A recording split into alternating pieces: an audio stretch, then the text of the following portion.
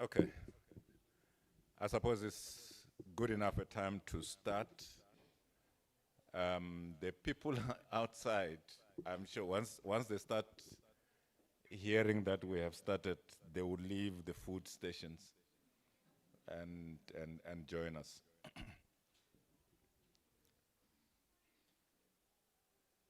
Alternatively, somebody must just close the door, then they will realize that we are indeed now in session.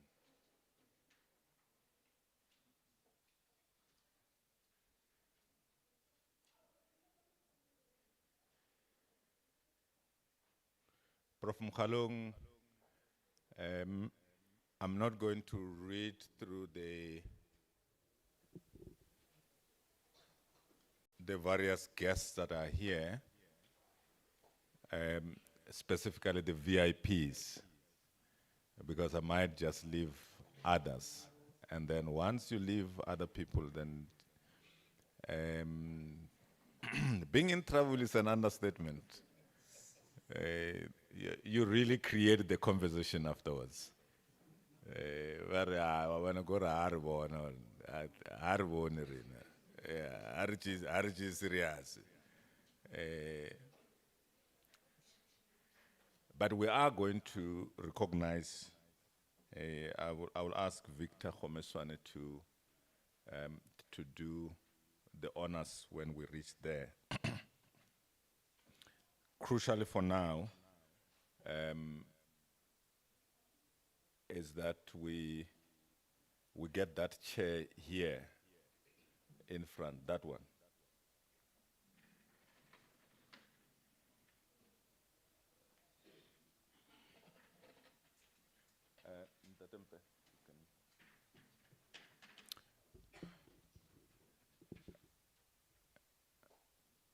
We had to get a special chair for the director of School of Accountants.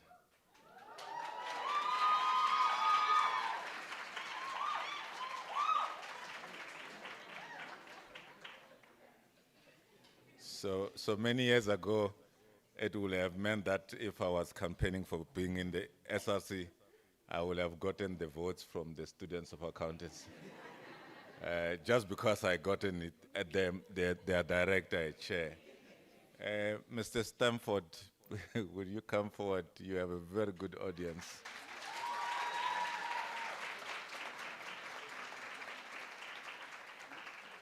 I hope this popularity has nothing to do with the fact that we are approaching final year and the exams are coming. So if it has to do with the exams, I saw the director of quality assurance here. I'm certain that he will have none of it. But I'm pleased that we have our key stakeholder being our students in the room.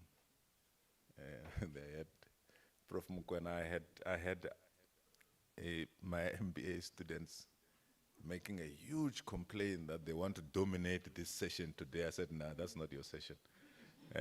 You will be allowed to raise hands as much as the others, but we're not going to dominate it. Without wasting time, there are people on live stream. We must apologize for starting slightly late. It is for reasons that some of our guests were held up for very important things. I know, I don't know how the MEC has managed to arrive here, because his colleagues called me and say, we're just finishing in Groblersdal. There was a provincial AIDS council that was going on there, but they were on their way here. So they're still on their way here. And we acknowledge that that's a very important work that was being done there. MEC Munam. We appreciate the fact that you are here, and your colleagues who are going to make it here as well. MEC Ramatuba as well called to say I'm leaving Musina because they were busy with the horrific accident issues that had happened just a few days ago. So she will be here. So when they arrive and they are late, don't say is what politicians do, that they just like arriving late. No, it is because they've honestly been in a very crucial work that was being done.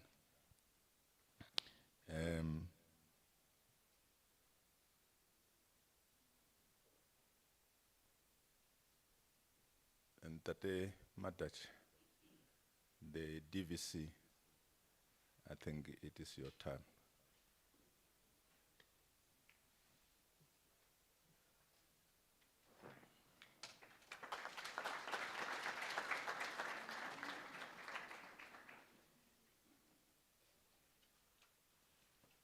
Professor Matebula, the program director, I'm impressed by the fact that you are multilingual. You speak English very well, and he speaks Xitsonga also very well. He also speaks my language, Chivenda, very well. So you are indeed in very good hands. In the interest of time, I would simply say all protocol observed. But be that as it may, I think it's only proper that one says on behalf of the Vice Chancellor, Professor Mogalo, who is our principal of the University of Limpopo, it's indeed a great honor for the university to extend a hand of welcome to everybody. Be that as it may, I think it's only fair that we also extend a special word of welcome. I will start off with the Vice Chancellor himself, that charity begins at home. So, Vice Chancellor, you are most welcome. Your office is busy, and I know some students are paying you a visit now looking for assistance. But you said this is also part of the university work, as the university cannot be an island. And for that, we would like to thank you and members of your executive management who are here, like executive deans, directors of school. I've seen many of them here. I also saw colleagues from Human Resources, Ntate Muloto, and many others. But more importantly, for those who may not be aware, I think it's important to say it at the outset, that the Vice Chancellor currently is the longest serving Vice Chancellor in the country.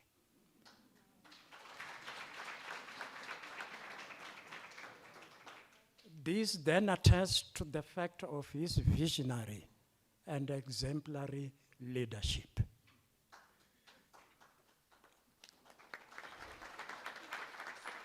We'd also like to extend a word of welcome to our employer, in this case, Council, represented today by Ntate Rachili. Thanks very much, Ntate Rachili, for being so supportive.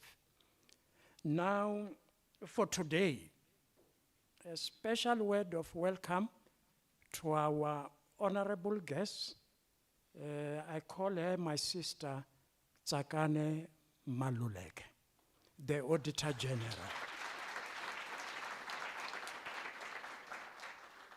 We cannot thank her enough. I know a vote of thanks will be given later. But from the beginning, one would like to thank her for availing herself to this important function. And this is indeed a patriotic duty because her work touches on many aspects that deal with governance and service deliveries. And I know almost all municipalities could be panicking by now, but relax. She's not here today to do that, but we trust her presentation will empower us so that we perform much, much, much better wherever we shall be working in the country. So I would request, I think, the whole House just to give her a big round of applause.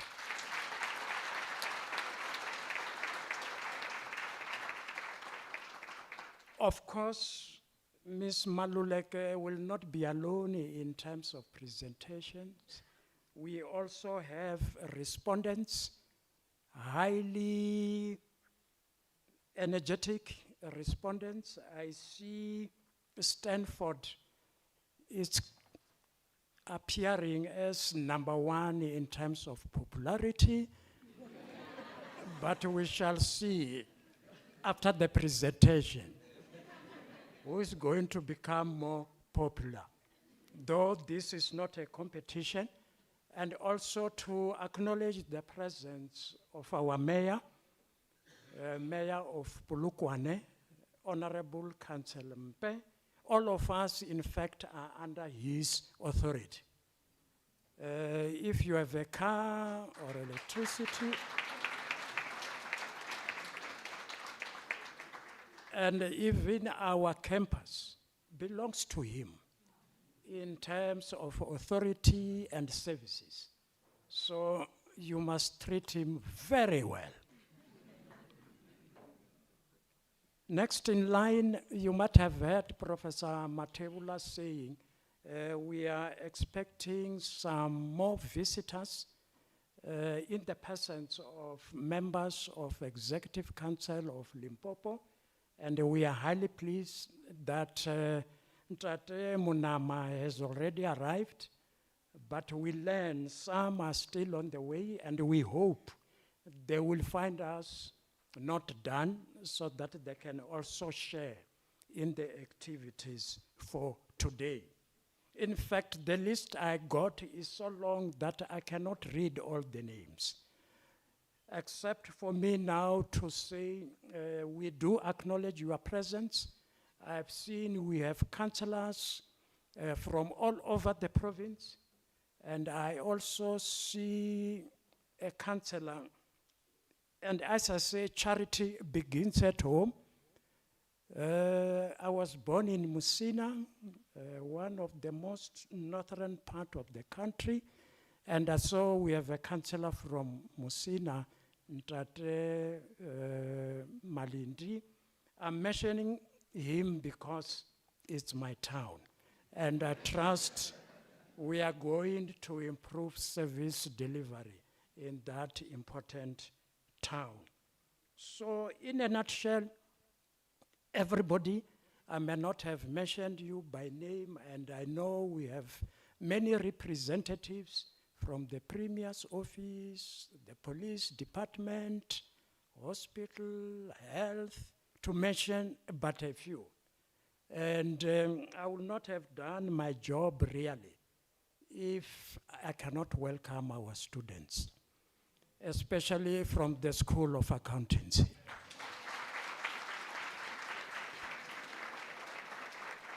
I trust your presence also encourages the VC to work harder and even to stay longer, if he prefers to stay longer in his job, because you are doing very well. And somebody was just whispering in my ear that currently we are one of the universities that produces a lot of black chartered accountants.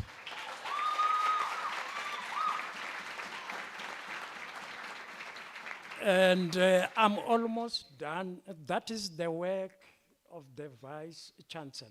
Of course, receiving assistance from quality assurance in the sense that our programs, all of them, are accredited, and we are highly proud of our programs. Our products are all over the country, and some are working overseas, having gone through our quality programs assured here by Dr. Mwepe. We agreed that we are going to meet here. I'm looking around, where is Dr. Mwepe? Ebi, where are you? Oh, there he is. I'm almost done, program director.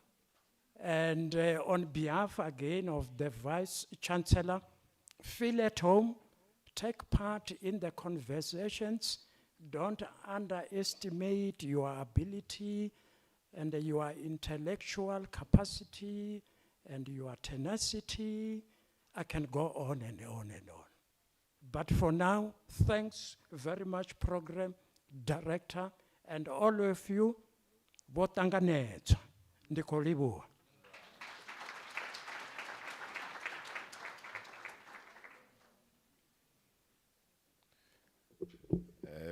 Prof. Madaji, you say you're from Messina. Okay. Now, I did see people from Messina, and so Prof. Madaji, because he's the DVC responsible for teaching and learning, couldn't stop having to talk about students. But that's fine. Your job is safe.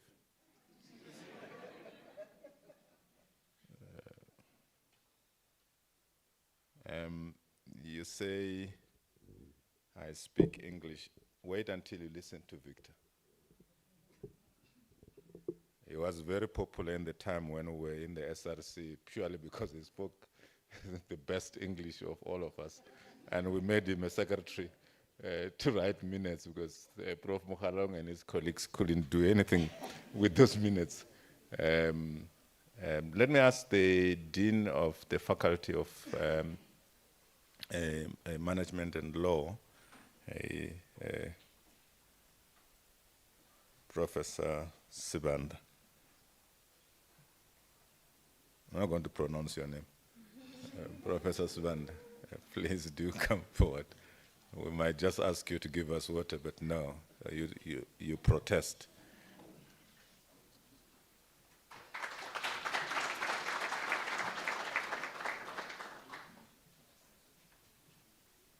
Thank you, Professor Machibula. Let me be the one who still respects paper. You see, I'm the one who still respects paper. But then with that said, my task as Executive Dean of the Faculty of Management and Law at the University of Limpopo, it is very simple, yet very long. Today's event is one of the installments of leadership conversations today with the Auditor-General of South Africa, Ms. Tsakani Maluleke, hosted by the Turfloop Graduate School of Leadership, colloquially known as TGSL, in the Faculty of Management and Law, and moderated by Professor Machibula.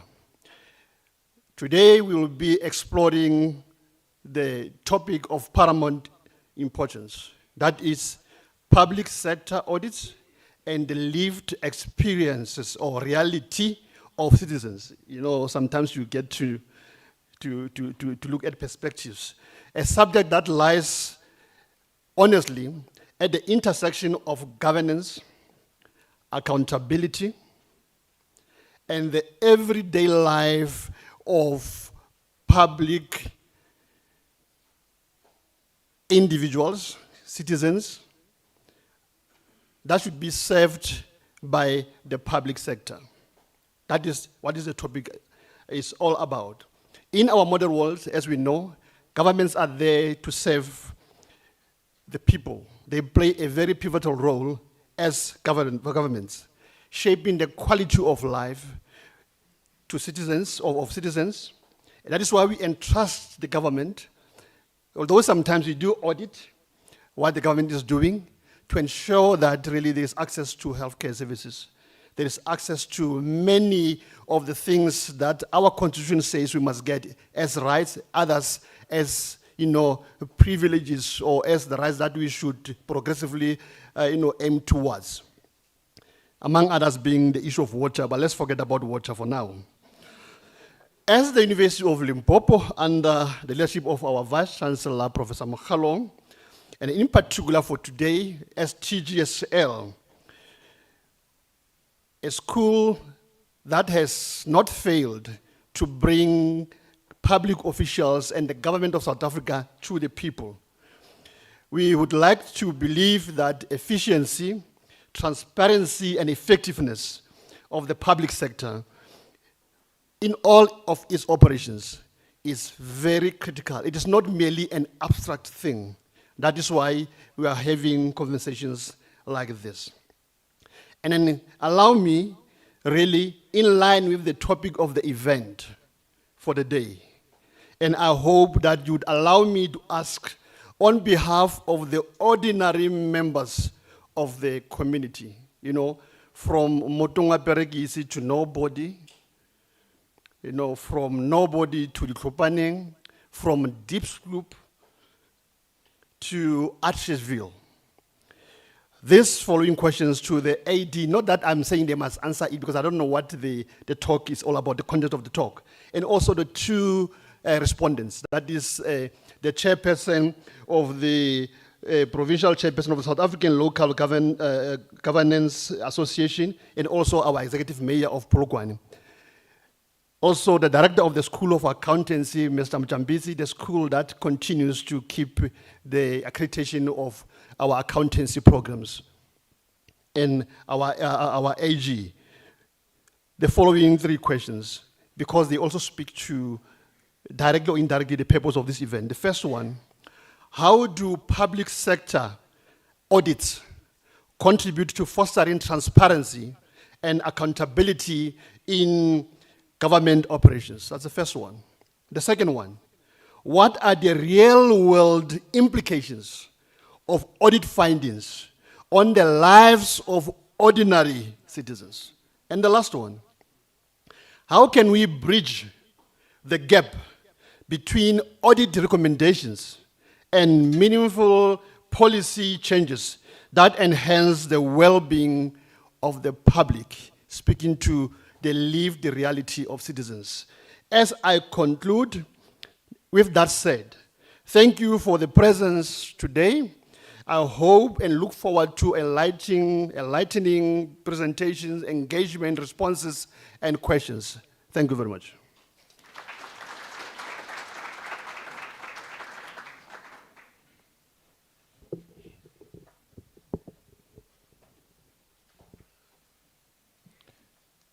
Batho ba go garang kwa go tswang ba o bona ra wa ba acknowledge o acknowledge ba motung wa perekisi o lebala ba go wena. Mr. Victor Khomeswane, please come do that honors of acknowledging our guest. I do know that you said you're not going to be long. Please do come. He's sitting at the back there, so it's going to take a little bit of time for him to arrive here. And you recall, I said he was doing English at this university together with Prof. Mokhalong being his geology lecturer.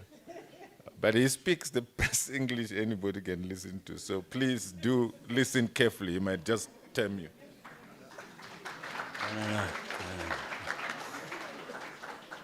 Please don't blame Prof. Mokhalong if I speak out of turn. Now, bombastic words we left in the 80s. That was for high school debates. Vice Chancellor, Professor Mokhalong, thank you very much. We have to acknowledge your leadership for allowing us to be able to always host events like this to enrich the learning experience of our students. I also have to acknowledge our AG here, the auditor of auditors. No audit is cool until she says it's cool. So please make sure you know your pecking order especially the accountancy students here. It doesn't get bigger than this. Now, for her to be able to track, her schedule is so busy, and you just need to listen to whatever she's quoted in the news that she is in charge. Those shoulders, no wonder she no longer wears stilettos now. Because they wouldn't carry the responsibility. Eh? So Tsakani Maluleka, we really appreciate you as one of us.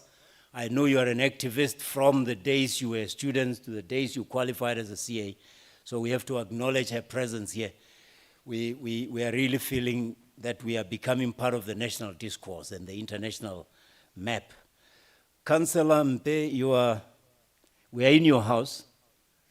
So we must acknowledge the councillor. Councillor Mpe is the executive mayor, but he's here. I've been reminded over and over by Prof. Matebula in his capacity as chairman of SALGA, South African Local Government Association. When we talk about living in South Africa, Councillor Mpe, we mean the street where we live. If the street where I live, rubbish is not being removed, my South Africa is not working. It does not matter what propaganda I hear every day. So local government is as powerful as you're going to get, is as important as you're going to get, and I'm sure Division of Revenue must learn to treat it with a lot more respect. But let me also acknowledge our MECs here, or before that. The Deputy Vice Chancellors, Prof. Singh is not here, but Prof. Madaji is here, you've seen him. Let's acknowledge also the friend of the university, really, Honorable Rogers Monama, the MEC for this province. In this province, he's always at our events, and as you can hear, he was coming from the heartland of Sekhukhune, where he had to come out here. And Rogers, Honorable Rogers Makamu as well, Limpopo Development of Cooperative Governance, Human Settlements and Traditional Affairs. And I'm sure I'm not missing any other MEC. Prof. Matebula, you'll help me. We have many councillors here. I was told not to be long, so let me not be long. Musina Local Municipality, that's the one that I have, Councillor Rudzani Luambo. And we also have from the Office of the Premier, Dr. Ndivuo Edward Malindi. We have from the Public Relations Institute of Southern Africa, Ms. Puti Mutapo. I'm not going to be able to read everybody's name here. Reverend Mauchi Pataki, where are you? Institute Foundation for Leadership Excellence. I have to also acknowledge, all right, our member, the chair of the University of Limpopo Student Trust Fund, Tatera Chidi is here. See, it's hot out here. And I'm going to try and summarize this. Prof. Matebula, help me. No, I don't have to read everything. I don't have to. But the point here is, from the School of Accountancy to the Faculty of Management and Law, to the University Management, Rectorate, to TGSL in its entirety, to members of the local government, to members of the provincial government, to leaders, activists, social activists like Reverend Mauchi Pataki here. What we are trying to do here is conversation is the beginning and the end of everything. It doesn't matter how vicious Russia and Ukraine are at each other's throats. Eventually, they're going to have to sit and have a conversation. Eventually. They might drag it, they might do it expeditiously. So thank you very much. We acknowledge all your presence here. You make these conversations a reality. You make them dignified. And let's continue the tradition that we have started, hoping that the experience... Oh, there is Honorable Popira Matuba. I think she heard me say Honorable Munama is a friend of the university, and she said, not a chance. Welcome, MEC Ramatuba, the hardest working MEC by far. Thank you very much, ladies and gentlemen. Let me defer to Prof. Matebula.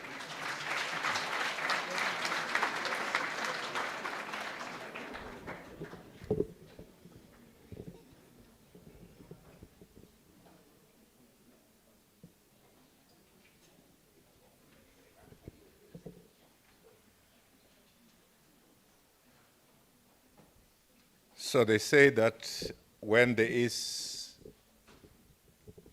elders in the room, whether they have official titles or they don't have official titles, you do have to recognize them. See, Victor forgot to acknowledge that this Chabangwana is a veteran of this province.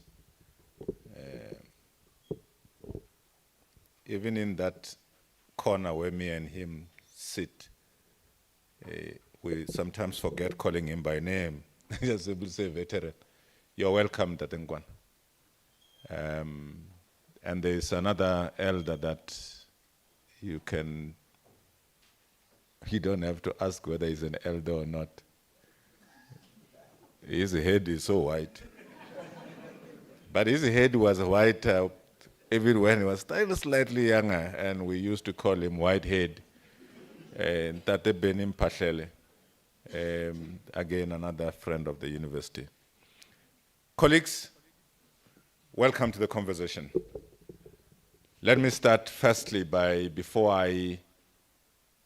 because this is the last one for this year, let me acknowledge the fact that TGSL is not only few individuals that stands up in this platform and be seen, but TGSL does get constituted by other colleagues who may be in this room or may be busy outside.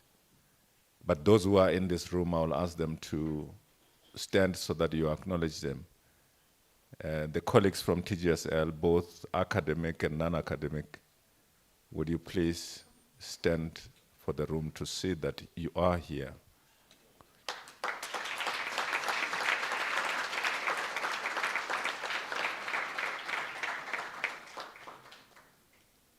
I thought Prof. Madaje come from this side of Messina, and every time I want somebody who competes me in darkness, I was looking for Prof. Madaje. But at TGSL, there is some Sunday ways. So, AG, Kasalampe, and my colleague, Stanford. Welcome to the conversation. We are about to talk. So how we're going to do this is that I'm going to ask the AG to deliver her remarks, and I'm going to ask Councillor Mpe to respond to those remarks, not through a prepared speech. I did say where I come from, if they are elders, you give them a chair if you are younger. So please recognize those who are older than you, give them a chair. You rather stand if you are younger and let the elder ones sit. So I said, Councillor Mpe and Stanford will respond to what the AG will say. They will not come with prepared speech. So their responsibility is to listen and be able to pin or poke holes on what the AG will have been able to deliver. When we're done with that, I will have a brief conversation with the three of them in the form of me asking them questions, very friendly questions, nothing very difficult. But the questions, I don't promise that they are not going to be uncomfortable. They won't be difficult, but I don't promise that they won't be uncomfortable. When that is done, we are going to want to see that the people in the room are citizens, and that which the AG does impact on the citizens, that the citizens will ask the most difficult questions to the AG and the panel. And once that is done, then we will close the session for the year. I'm not going to read the AG's resume. I'm sure all of us have read it in many various formats, and nor do I want to embarrass you. So for this purpose, I'm just going to say, AG Tsakani Maluleke, the stage is yours.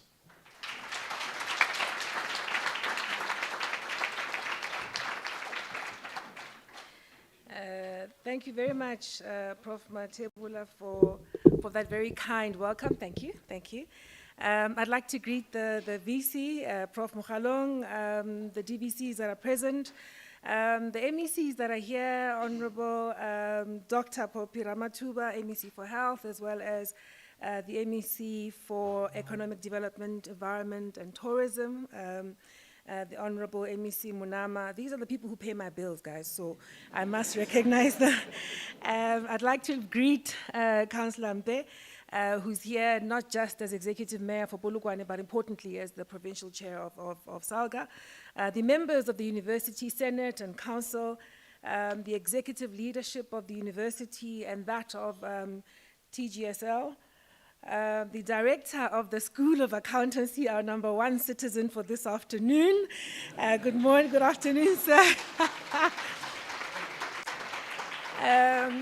The leaders and members of the student body, and especially those from the School of Accountancy, distinguished guests who are here in the room, as well as those that are listening to us online.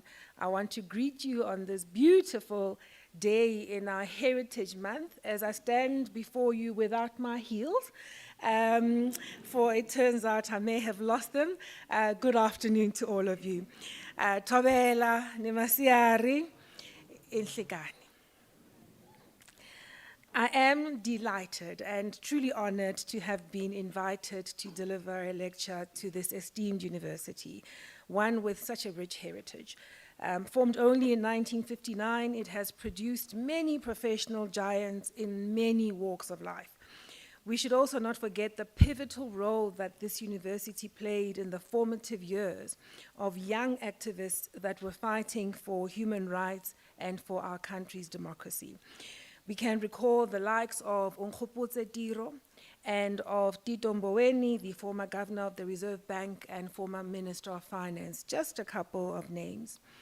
To the students of this university, know that you are following in the footsteps of giants, which can only lead you on a path to success. Don't underestimate yourselves. Don't underestimate your capabilities. And don't underestimate the brightness of the future that lies ahead of you. I want to take a moment to selfishly pay tribute to some alumni that hold a very special place in my own life. The late Isaac Ngwe, who served as the SRC president many, many years ago. He was a lifelong family friend, a key member of the proverbial village that raised me. His sweetheart, who later became his wife, Mrs. Tsakani Ngwe, who was born in Zangwisi. I name her because I'm named after her. Because you see, she and my mother met on the campus of Turfloop and became lifelong friends.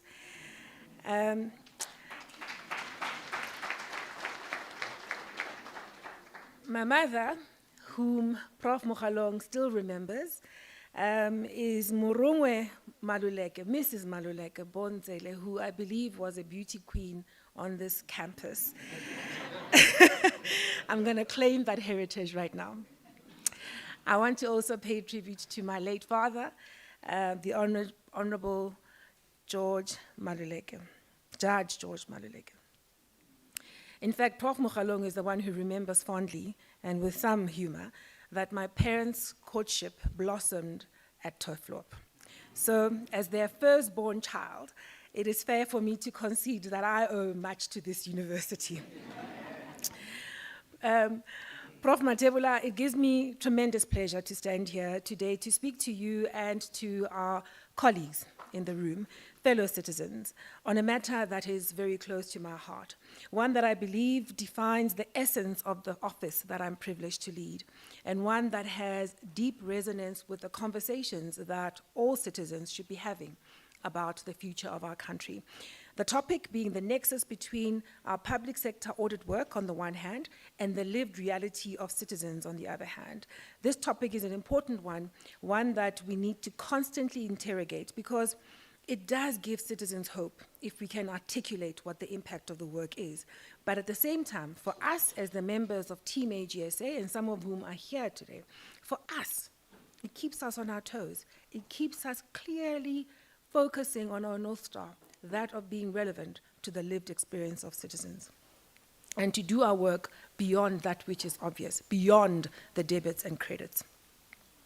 But I think before I get there, let me just step back and lay a bit of foundation.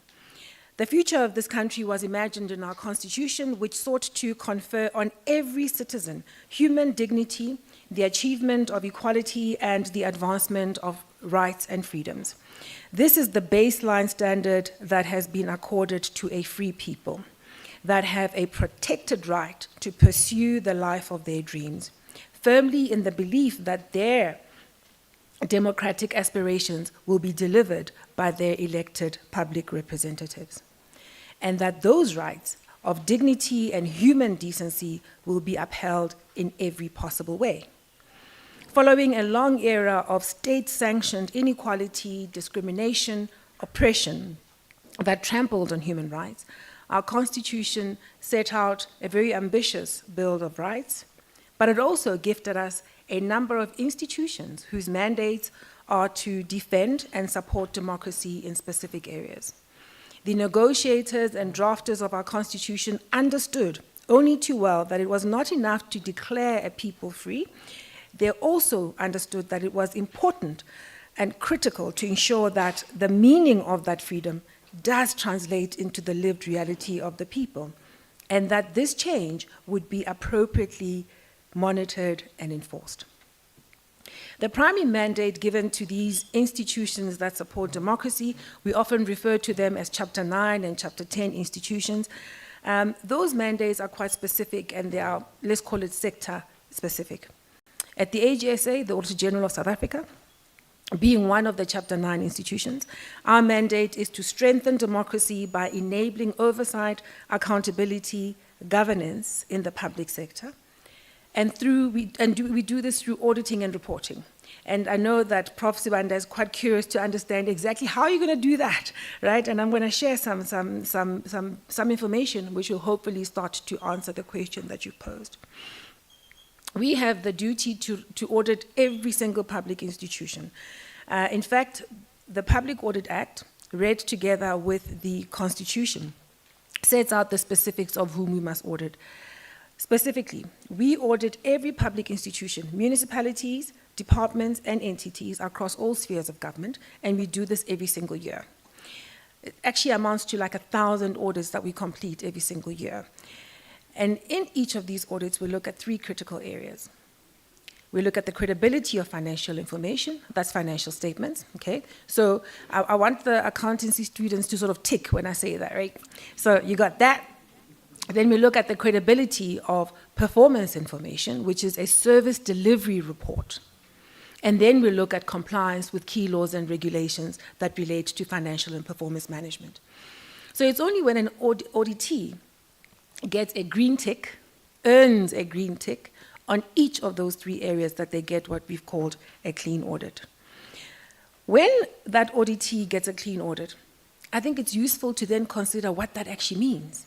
It means, at the very least, yes, they've got their debits and credits right, but being a public sector institution, that could never be the full sum of what it is they're supposed to do. We've got to be clear that they're reporting faithfully and credibly on their performance, and we've got to be clear that they are operating within the rule of law, being public institutions.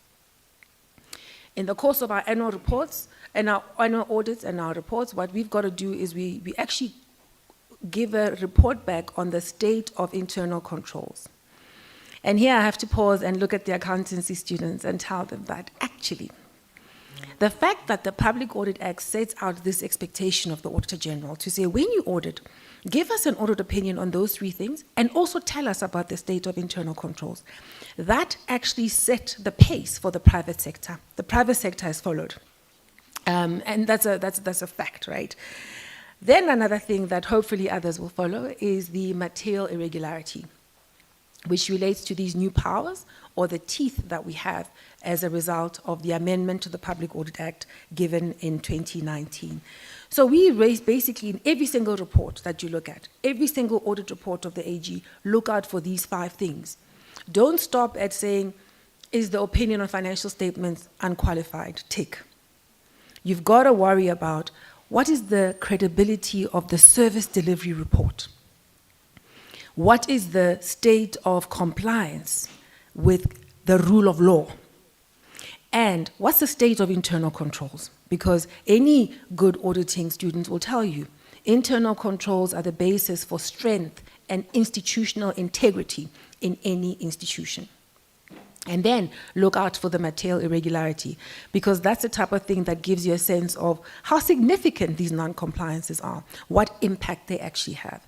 Perhaps let me pause and just remind you of what the definition of a material irregularity is.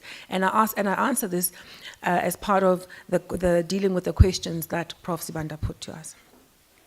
A material irregularity relates to non-compliance, fraud, or theft that's been identified through an audit, any instance of fiduciary duties that has been breached, which we can see has a direct link to financial loss or to the loss of a public resource or harm to the public or a loss of a public or harm to a public institution. So what we do is we look beyond debits and credits. We also look beyond the audit outcome. We say, to what extent are these problems manifesting in harm, in loss, in lost opportunities, in harm in terms of the environment or the well-being of citizens? And I think that's quite an important addition to the powers that we have. Through our audit mandate, we contribute to strengthening the systems of transparency, accountability, and performance of public institutions. Effectively, we believe we contribute to securing the well-being of the people of South Africa. Our audits and our reports assist in holding the stewards of public funds in all spheres of government accountable for the way that they use those funds in advancing the cause of freedom and economic and social development.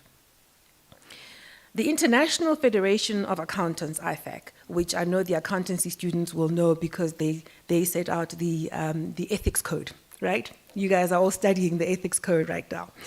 But IFAC defines accountability as the process whereby public sector entities and the individuals within them are responsible for their decisions and actions, including their stewardship of public funds and all aspects of performance, and they submit themselves to appropriate external scrutiny. Accountability is achieved by all parties having a clear understanding of those responsibilities and having clearly defined roles through a robust structure.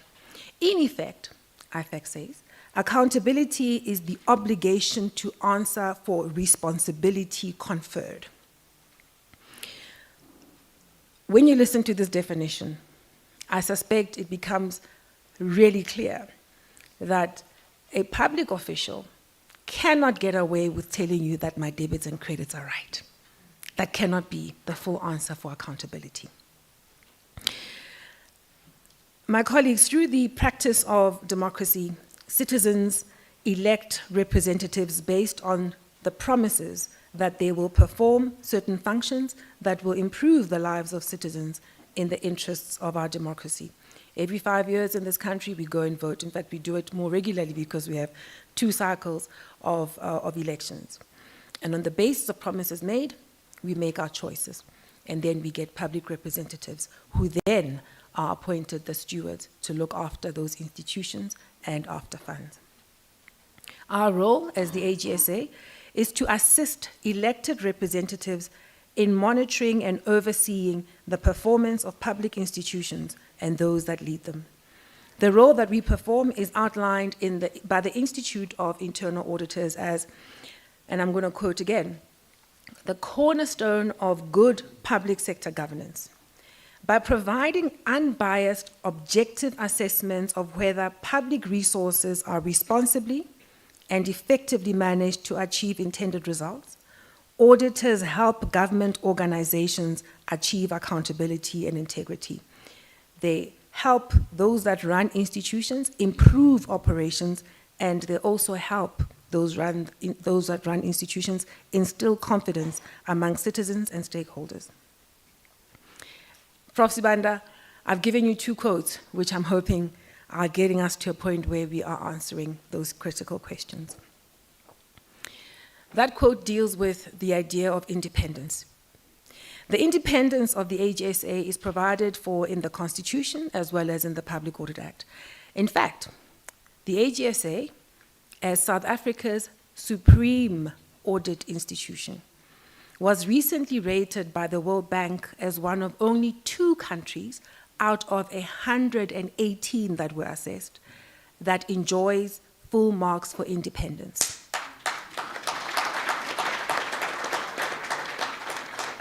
Thank you. And being Heritage Month, I think it's useful for us to pause and reflect on what this says about our constitutional design and our governance arrangements as they have been designed. Being able to perform our work independently provides an assurance of unbiased assessments, as the internal auditors will tell you. And this work should be seen as being support for governance responsibilities of oversight, insight, and foresight. Oversight addresses whether government entities are doing what they are supposed to do, and it serves to detect and deter public corruption. Insight assists decision makers by providing independent assessment of government programs, policies, operations, and results, while foresight identifies trends and emerging challenges. Auditors use tools such as financial audits, performance audits, and investigations and advisory services to fulfill each of these roles. So again, Prof. Sibanda, you ask about the role around policy. Our independent assessments, whilst we don't make policy, our independent assessments can help those that design, legislate for, and ultimately implement policies understand just how well that policy is delivering on the objectives. And that's an important contribution because it's an objective assessment and one that we can conduct regularly. That the apartheid state consigned the majority of us to a state characterized by the lack of development and economic progression is undeniable. The democratic state committed to what they called a developmental state, with the aim of bringing all citizens to an acceptable standard of living through education, healthcare services, the ability to make a decent, honest living, amongst others. This was the meaning of freedom. The state went on to commit to the United Nations Sustainable Development Goals, as well as to chart a vision of a better country through the National Development Plan. There is no doubt that much has been achieved in the provision of services. Our country is no longer in the same state as it was in apartheid. However, we must all acknowledge we still have a long way to go to realize the full promise of our democracy. Amartya Sen writes extensively on development and freedom, saying that development requires the removal of major sources of unfreedom, poverty as well as tyranny, poor economic opportunities, as well as systemic social deprivation, neglect of public facilities, as well as intolerance or overactivity of repressive states. Sometimes the lack of substantive freedom relates directly to economic poverty, which robs the people of freedom to satisfy hunger, to achieve sufficient nutrition, or to obtain remedies for treatable illnesses, or the opportunity to be adequately clothed or sheltered, or to enjoy clean water or sanitary facilities. Lived experience. Consequently, and taking the above into consideration, we at the AGSA have interpreted our mandate of supporting constitutional democracy to mean that we should not limit ourselves to number crunching and proffering opinions, but should at all material times use our status as the country's supreme audit institution to question and widen our relevance still within the bounds of the law. Over and above the Constitution and the Public Audit Act, the AGSA's work is guided by a number of other instruments: the international auditing standards and prescripts, and more significantly, the standards that have been set by the International Organization for Supreme Audit Institutions, being INTOSAI. INTOSAI affirms that public sector auditing, as championed by SAIs such as ours, is an important element for making a difference to the lives of citizens. So, as Team AGSA, we aim to use public sector auditing in a way that will have a positive impact on the lived experience of citizens. Because we believe, in the words of Goldsworthy and Sylvia Stefanoni, that size can be a powerful intermediary between governments and citizens. Size can build citizens' confidence in the responsiveness of the state, especially by ensuring that the audits respond to the concerns of citizens, lead to demonstrable changes, and are in the public domain. The duo also say that through their work of auditing and reporting, size can promote a culture of inclusiveness, transparency, and accountability by responding to public concerns and ensuring that these are heard, and by acting as exemplary organizations. So what does this mean? What does this all mean for the citizens of Giyani who've not had clean water, even when they have seen what appears to be frenetic activity of water reticulation going on for years? What does it mean to the citizens of PPD who have been waiting for the same? What about the sick and elderly who've been waiting for the Dr. Pixley Kaisa Kaseme Memorial Hospital, which has been delayed by over 42 months now, while the cost has risen from 1.9 billion rand to 2.3 billion rand so far? And this being a hospital that was designed to solve the problem of feeder hospitals, and hence it was supposed to be a top priority hospital. We have used our audit insights as AGSA to highlight to our auditees that infrastructure projects that are not effectively implemented lead to delays in project completion, increases in project costs and financial losses, defects in building quality, and completed infrastructure that's not being commissioned or is being underutilized.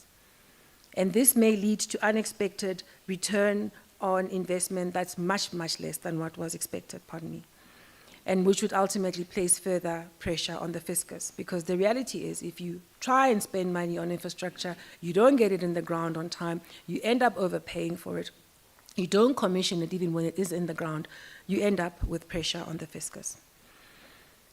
Beyond the debits and credits, these failures that we often report on, Prof. Matebula, have a direct impact on the lived experience of citizens. Without clean water, sickness and disease abound. And where the commissioning of hospitals is delayed, those that do fall ill can't be treated timelessly or effectively.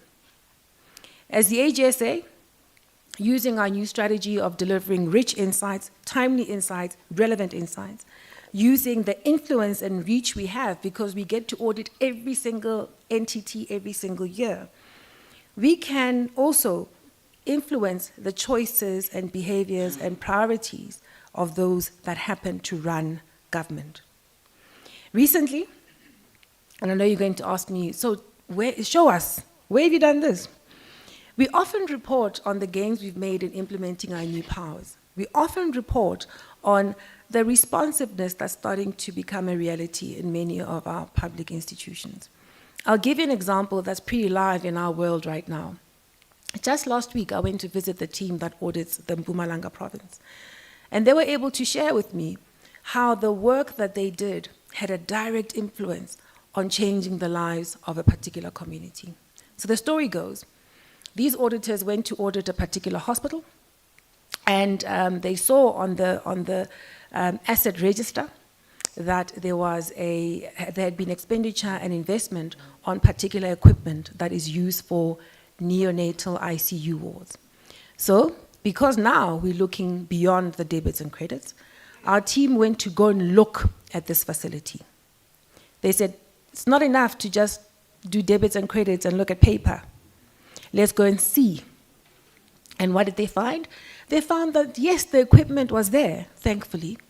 Yes, the ward was ready, but it wasn't being used. So they start to inquire, why is this neonatal ICU ward not being used? And so based on these inquiries, so they raise an audit finding and nothing much happens. Then they start to raise what is called a material irregularity, which is now the more enforcement powers. And the story goes that following raising the MI, there was some interesting responsiveness. Having said, this is now the accounting officer, they said, look, we haven't been able to hire the key skills and the people that must run this ward. And then our team said, but that's a problem because you're wasting money and you're having a detrimental impact on the lived reality of the people that should benefit from this award.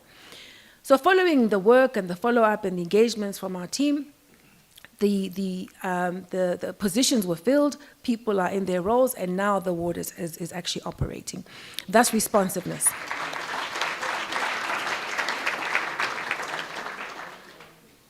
Thank you. I'm supremely proud of what our team has done.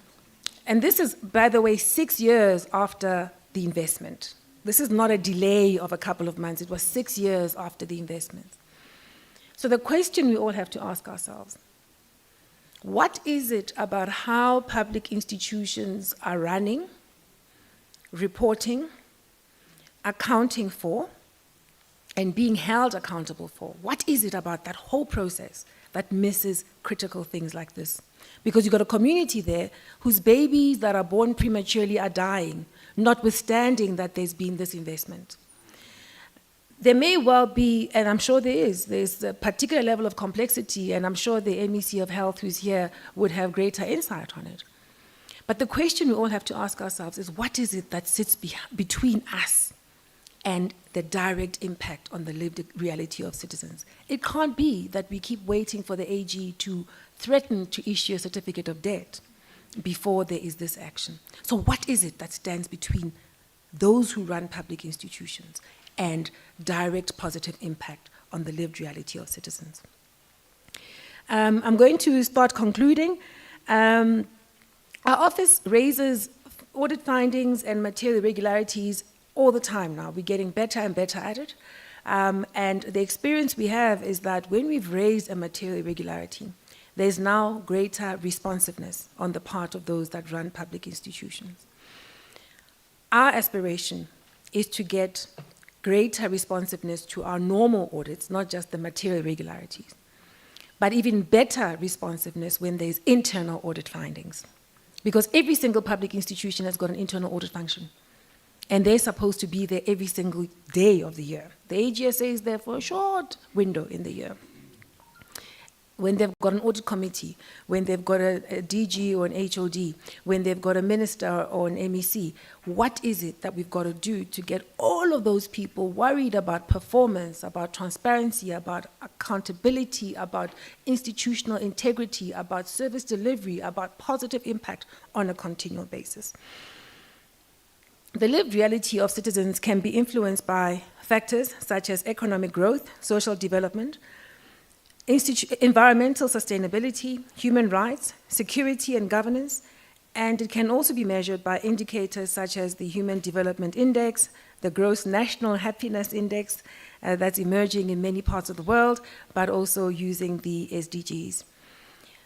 In the South African instance, we can also measure the extent of service delivery demands versus delivery by the extent of these public protests, the protest action, which unfortunately ends up harming already compromised infrastructure.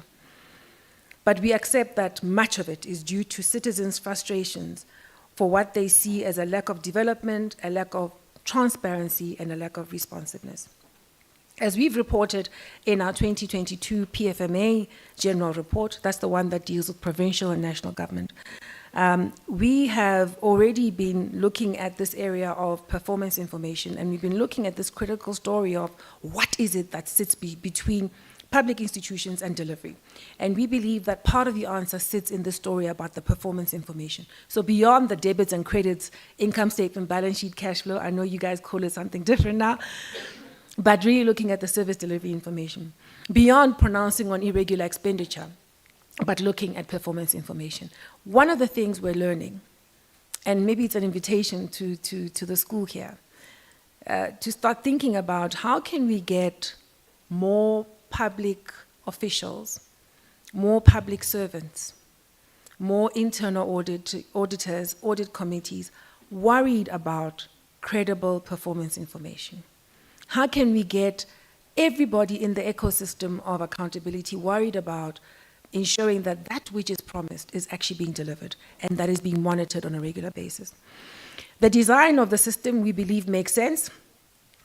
what we are seeing is that this area of performance information generally gets ignored. In our reports, we see that the things that are promised at the beginning of the medium-term strategic framework, the 5-year period of a particular administration, those things are not regularly tracked. So, for example, at the beginning of the MTSF period that we're in now, which will end this next year, May, or end of financial year next year, at the beginning of this period, there was a commitment, and it was budgeted for. That commitment said that there would be 9 dams that would be rehabilitated, right?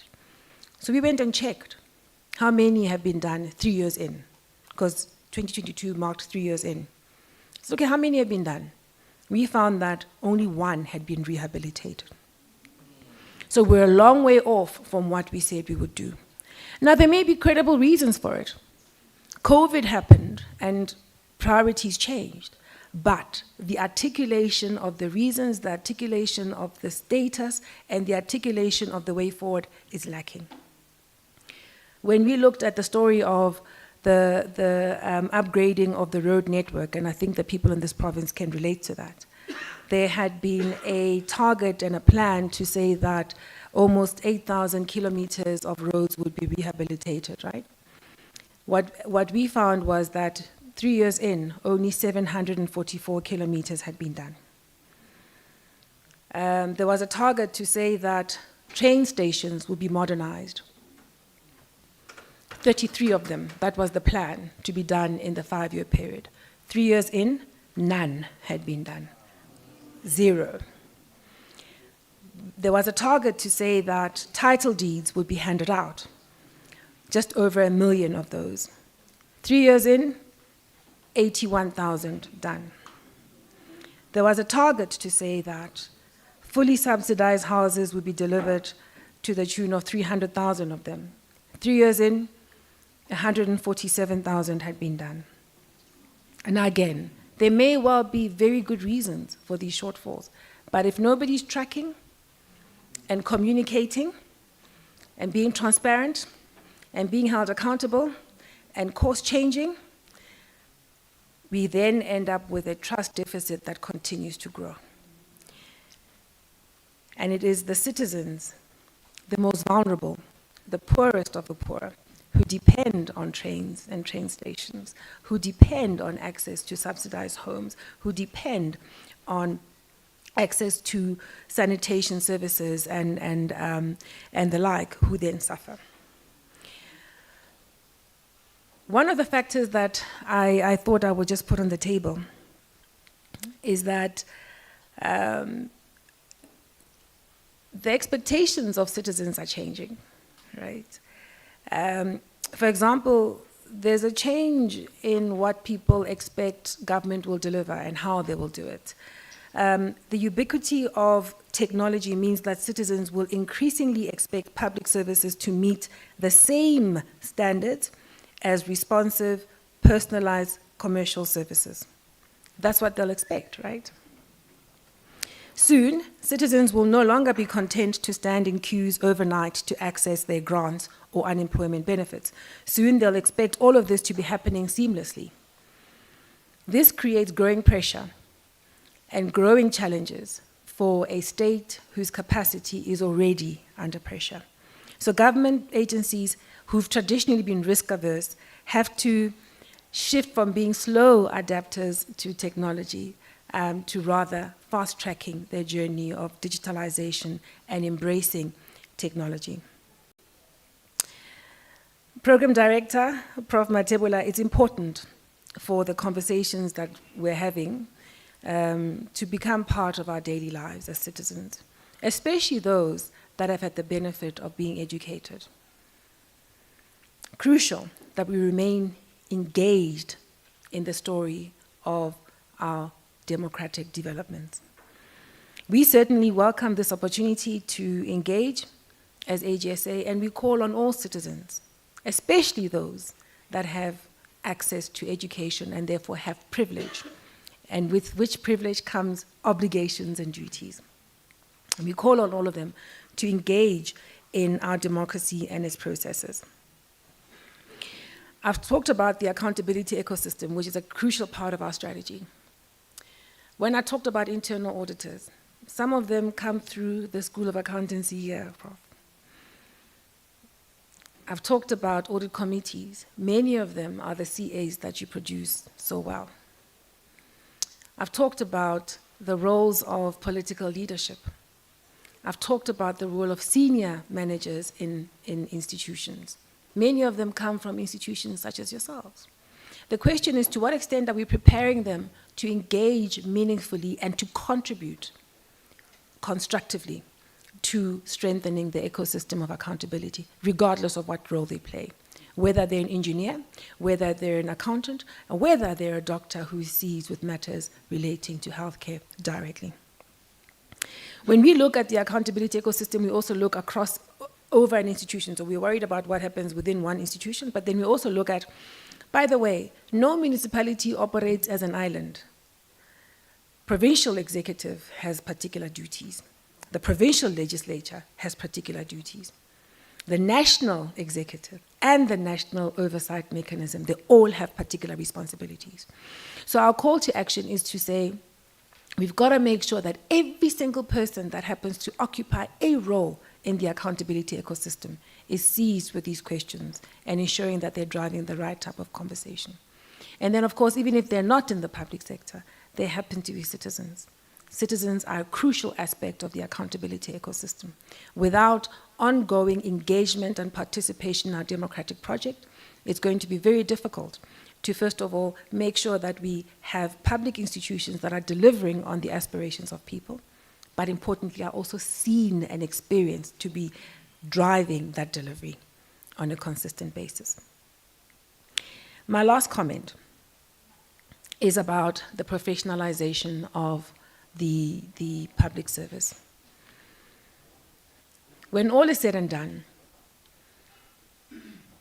the capability of the public sector, the performance of the public sector, will be realized only when there are professionals who have the technical expertise, who have the ethical posture that makes for an effective public service. And we're very pleased that the professionalization framework has been approved by Cabinet. And we're also pleased to see some of the work being done by the National School of Government, but also by the DPSA in terms of driving the legislative changes that are required. It's going to be quite crucial for our future that we continue to be seized with ensuring that that framework finds expression in every single one of our public institutions, right across the spheres. Doesn't matter whether it's local government or national government or provincial government. Crucial that we get every single public institution staffed by people of competence and people of integrity. I'm going to close off by bragging a little bit. So I talked about how SAIs are required to lead by example in the things we say others must do. So we say, you must be transparent. Well, we do. People often ask, by the way, who audits the AG? Ne? It's a question that arises all the time. Well, I'll tell you. The things we say you must do, we also do. We have an external auditor, independent external auditor, that's appointed by Parliament, by the Standing Committee on the AG, for the AG accounts directly to Parliament. And that independent external auditor does an assessment and a full audit on us every single year, and then they give their report to Parliament. So we don't escape scrutiny. The other thing I said when I talked about us leading by example relates to us doing the things we expect others to do. So when we've asked ourselves, what is it about us that we can start to change as part of contributing to the changes we seek to have? If you look at our new strategy, this Culture Shift 2030, it gives expression to us pushing ourselves into a different space, a greater contribution, because we've said to ourselves, we've got to make a much greater impact than what we've done before. Yes, we enjoy independence. Yes, we've got great capability. Yes, we've got a wonderful track record. What we've got to do is make sure that we use all of that to make a positive impact. When I talked about the need for professionalized public service, we make a solid contribution there. In 1999, the AGSA started a training scheme. And it is a training scheme like you would see at, I know there are some people from EY, there are some people who have bursaries from Deloitte. So it's a training scheme like you'd find at any of the accounting firms, accredited by the South African Institute of Chartered Accountants. And we started the scheme because we understood the value of investing in our own capability so we could do our work, but also the importance of living up to our responsibilities as a corporate citizen in South Africa, which was to make a contribution to developing skills, but also to transforming the profession and changing the lives of people, especially Black people, and particularly Black women. Our scheme over time has become the biggest in the profession. It has assisted more than 1,800 CAs to qualify through it, majority women, and a significant portion African.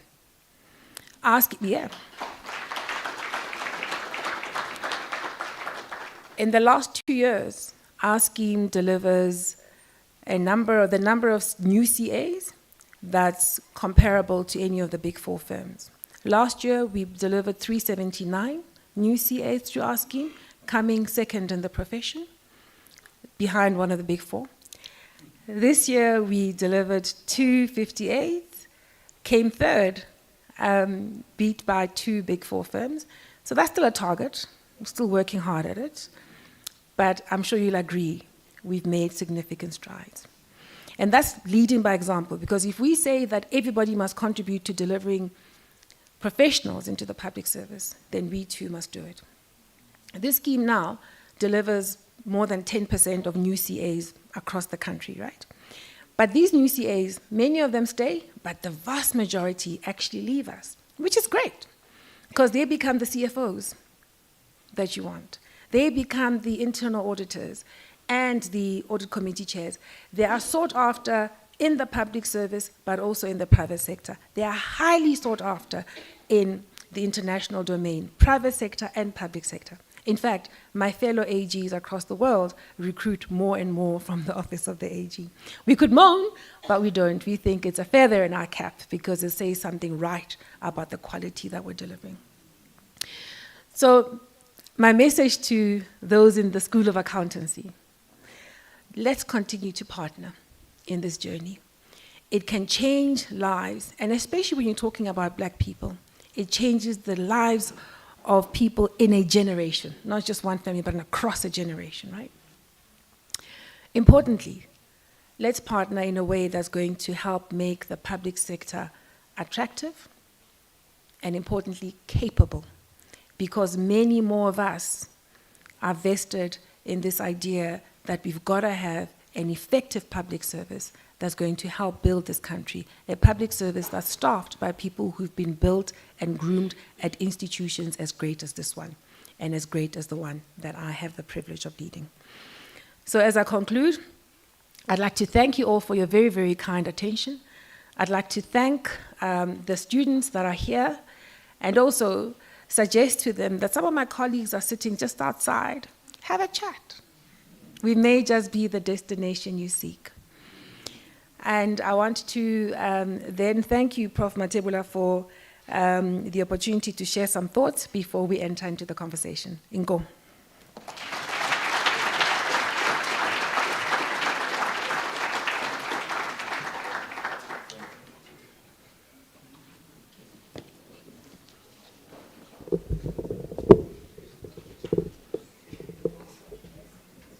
So I was going to ask you, what is your message to the students in the accountancy department? I'm not going to ask that question anymore because you have now already said that you have colleagues waiting for them to register their names, to do their internships there, and be employed there.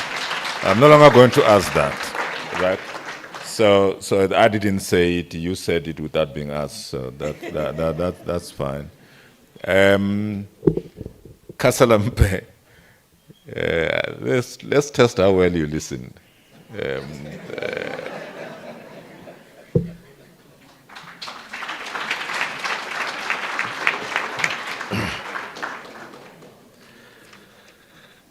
Thank you very much,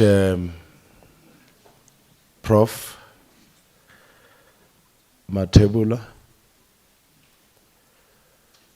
for the opportunities. Greeting to the Vice Chancellor, Professor Mkhalo.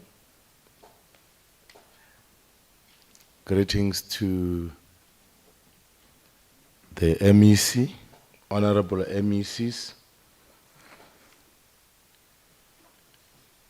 for Health, Dr. Ramatuba, MEC Ganyani,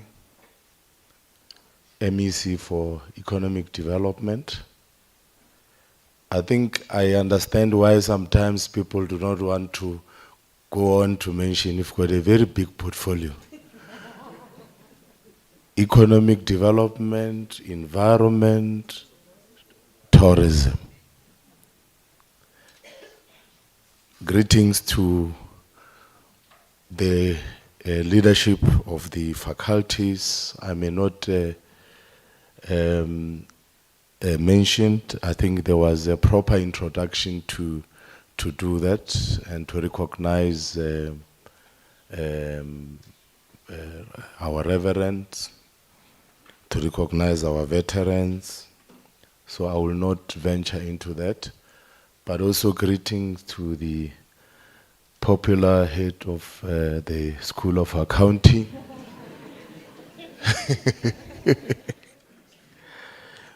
The most popular man here.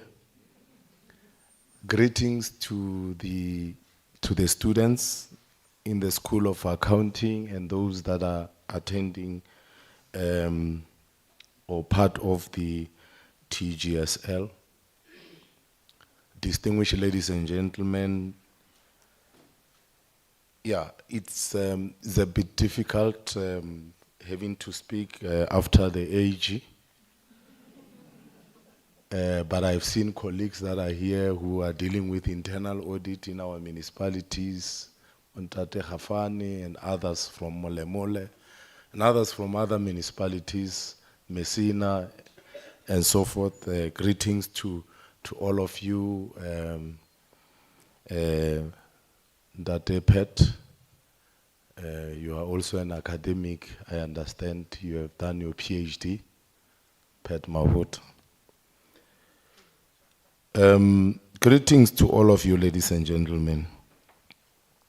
Let me start by quoting the Auditor General, the former Auditor and the late Auditor General, Kimi Makwetu, when he said, impunity cannot coexist with accountability.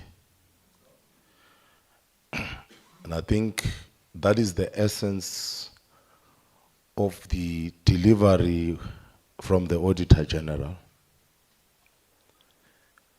But Prof, I've been put on the spot in having to probably sometimes blow my own horn in a way. Firstly, the Auditor General is the highest audit authority in the country, a Chapter 9 institution that is quite crucial for us as municipalities to continue to improve in terms of the presentation of our annual financial statement, present the credible annual financial statements, but also ensuring that we account for the effectiveness of our policies, whether we implement in terms of compliance, but also to ensure that we perform in terms of implementation of the key performance areas and indicators that we have set ourselves to achieve through the integrated development plans, but also help us to look at the effectiveness of our internal controls and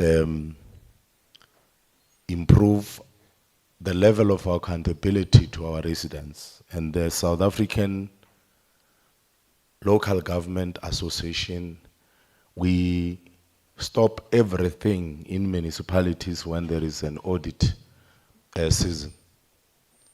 for the mere fact that we want to make sure that we account to our citizens. And from what the AG have said, let us also account to the fact that Limpopo, in the previous financial year, we were able to achieve 2 clean audits, 13 unqualified audit opinion, 11 qualified audit opinions, and unfortunately, 1 disclaimer.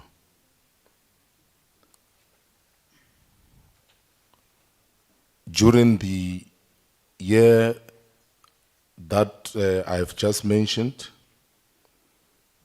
the 2 clean audit were coming from Waterberg, which is the maintenance of their previous outcome. And the second one was Capricorn, after regressing to unqualified, coming back to a clean audit.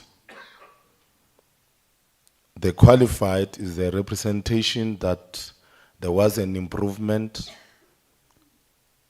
from Guyana, a greater Guyana municipality, and of course, for the first time in more than 5 years, Polokwane came from qualified to unqualified.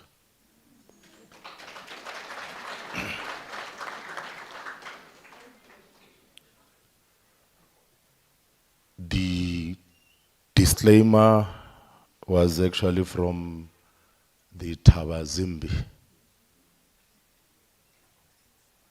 Mopane, no, I'm being corrected. Tabazimbi and Mopane were on disclaimer the previous year. And I think there was an improvement from Tabazimbi to qualified. As Salga, the reason why I'm mentioning this, as Salga, we've got an annual performance awards where we reward municipalities that are improving. And I still remember those municipalities that were able to come to the 4th to receive their awards, because I happened to also receive an award.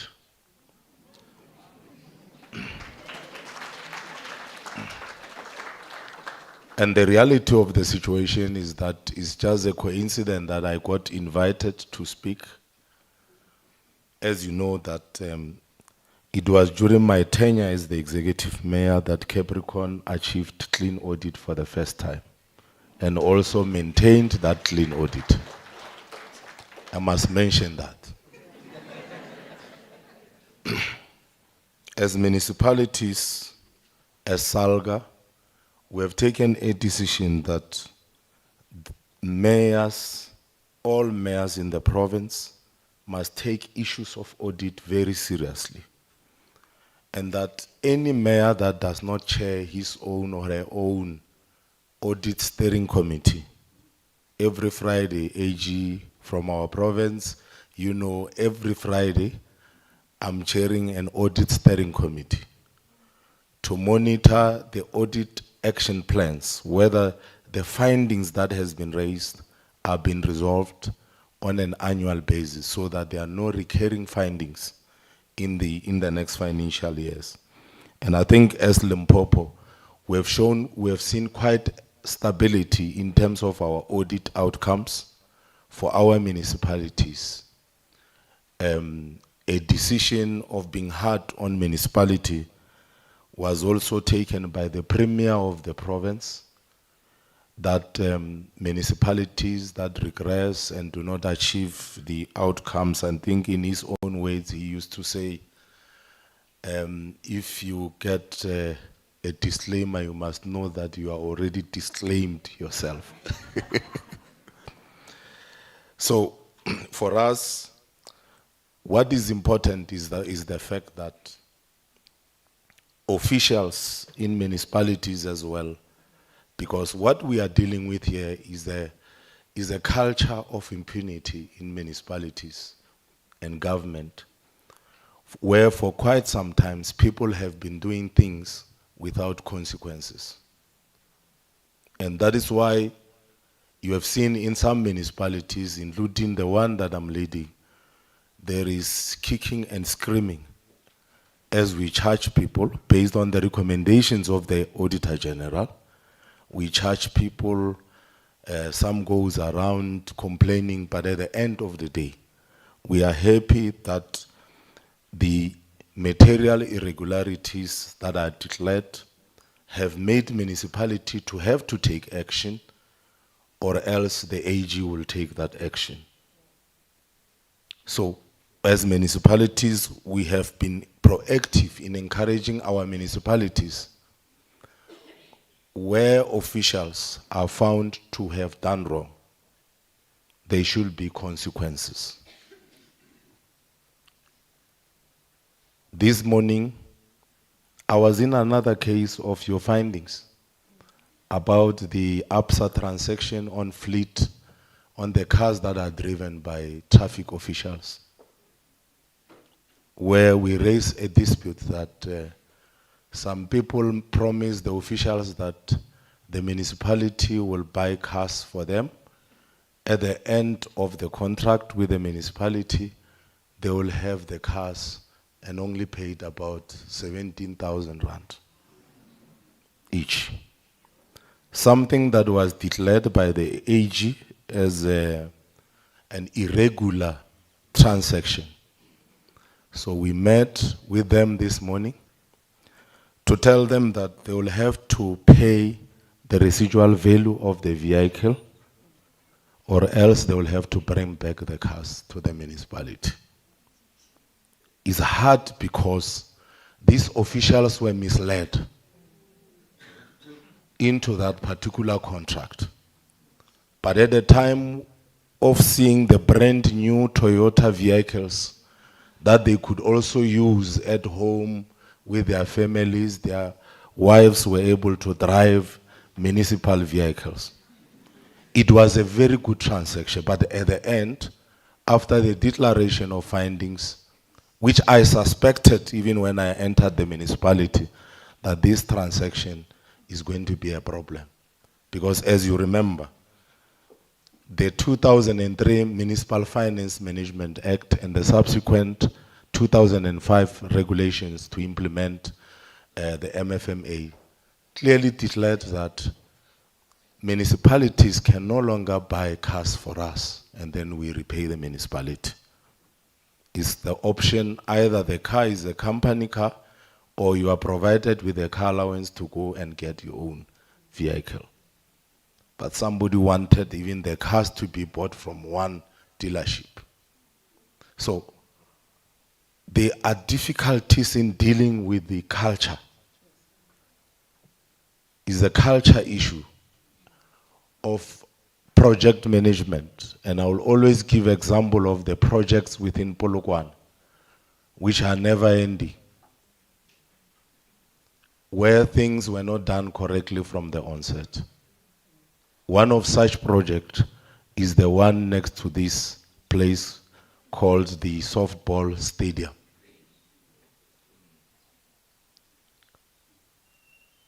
Where it was a clear collusion of underestimates, underpricing, and eventually a person who won could not finish the project and have to opt out. In terms of project management, you do not appoint people already promising them a variation of 20%, which is allowable, by the way. You appoint them based on the clear estimates, which on their own at a particular time, it means the value of that contract could finish and complete the project so that at the end, the community are able to get the necessary impact out of that facility or out of that project. One of the issues that the AG raised in Polokwane was the buses that were paid for and never delivered of Leatola Polokwane. a matter that have seen us charging some of the most senior officials and on track as well to try and recover. But what is important about Leeto la Polokwane is that even with those challenges, we're able to turn things around and make sure that the bus service is operational.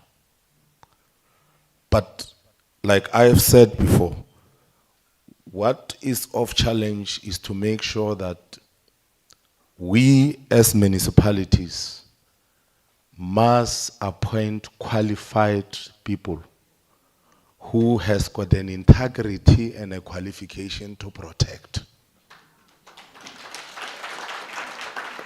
And that is why we have taken a decision to encourage our municipalities to implement the program that is sponsored by the National Treasury of taking graduates into training as interns, and eventually those interns becoming junior accountants, then accountants, senior accountants, and CFOs or managers of business units within finance. Mr. Khafan will remember that when I was still an employee, we took one gentleman, Mr. Tiro, who came into the municipality where I was working, which is Capricorn, as an intern. He became a junior accountant, moved up until today when he's a manager supply chain and now an acting chief financial officer.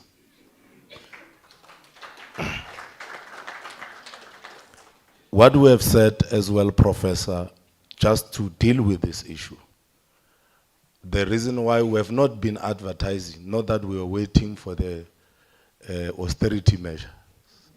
Fortunately, at the moment, it does not affect us, is because in the next few days, Polokwane will announce a program of graduates.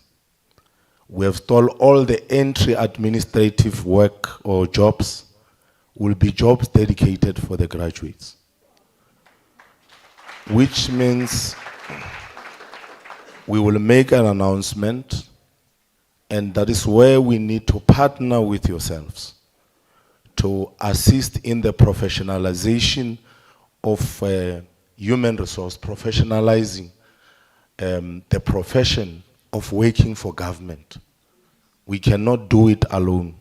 We can do it with the University of Limpopo and other universities to ensure that we employ professional accountants, professional engineers, technicians that will make sure that we provide services to our people. So, from the delivery of the AG, it is very clear that there are many areas where we need to improve. As the South African Local Government Association, part of the things is that we are part of programs that train municipal employees. We have recently been having graduates for those who are doing performance management and other elements within the sphere of this government. We're happy with the national government's decision to make it a law that all employees of the municipalities must sign performance contracts, which came into effect from the 1st of July this year. This will inspire municipalities, for sure, to employ more and more qualified people into our workforce.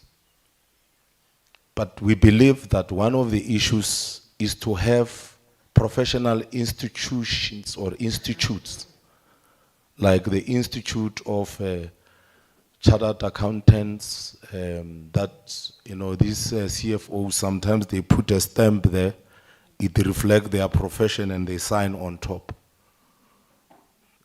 many areas within local government, within government, need to be professionalized, where one of the requirements must be that people must belong to these professional bodies. That will help us to ensure that people also worry about the loss of membership of these professional institutions. So we are very happy that our municipalities, most of our municipalities are on an improvement trajectory in terms of ensuring that they clear off all the findings, they are able to start building a new culture of accountability within local government. It is not easy to fix things that has been destroyed over the years. It is not easy. It is not a one-year term to fix everything. And it is not an individual responsibility, but it requires leadership. And we believe that also with political parties, because in one of the council meeting I was shocked, one political party asking me if the municipality is now run by the AG. And this organization is very known to be talking about being corrupt and all those kind of things. And some organization, when we take action, they want to claim victory as if they are the ones who are making us to take actions against any corruption or any wrongdoing. But the reality of the situation is that there is a concerted effort from government as a whole, led by President Ramaphosa, to root out all forms of corruption within our public institutions. And we are just following the leader in terms of ensuring that we deal with some of the challenges that we have. A critical issue that I just want to really agree with is that we have not been doing well in terms of project management, and many municipalities have not been doing that well. I want to really assure colleagues here and the learned friends here that as SALGA we are doing everything possible to ensure that our member municipalities are adhering to your guidance. And indeed, there is already a lot of impact in terms of the findings that you have raised and the actions that we are taking. So if you were to ask whether our communities are seeing the impact of the audit, what we can say is yes. We've got typical example of actions that are taken and also of programs that have been revived that are now starting to yield results. And some of the challenges that we have of service delivery and lack of economic development will be things of the past. With these few words, I want to thank you on behalf of the South African Local Government Association for giving me the opportunity to reflect on what the AG have presented. Thank you very much.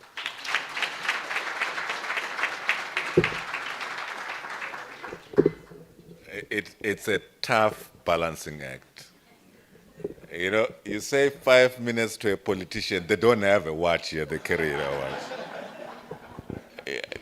I forget that, you know, once you give them a microphone, you wish there could be a load shedding when they start speaking. Because they never stop speaking. I said respond. Now he gives the state of the municipality. Okay. Stanford, you are my colleague. When I say 5 minutes, I mean 5 minutes. This guys wants to engage. So part of your job has already been taken. The executive mayor is going to be hiring your students. The AG is going to be hiring your students. But as well, Mayor, I'm here for the Koloichela Champua fella, ne? Di tla ba le di-registration tse right or re kgone go di bona gore tše ke tše maphodisa. Because otherwise no even sure le ko dimolong motho no we out man. Stanford.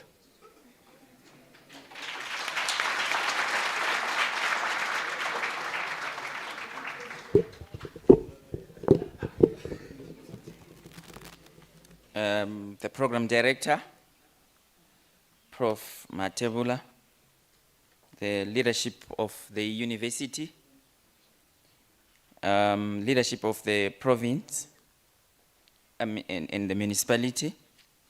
I want also to recognize the Auditor-General, all the leaders of the faculty, colleagues, and more importantly, the students that are also here. I want to observe all protocol. When you speak after many others have spoken, you should be careful not to spoil what the nice things that would have already been done. Otherwise, you may overcook. So I'm going to be very careful not to spend too much time, but to do the few things that I can do, and then I will find my seat. AG, first and foremost, I want to appreciate your speech and the work that you are doing. You are a pleasure to the profession, and you are also doing quite a lot in ensuring that that Magogo who is sitting somewhere there in Muleji can actually trust what is happening.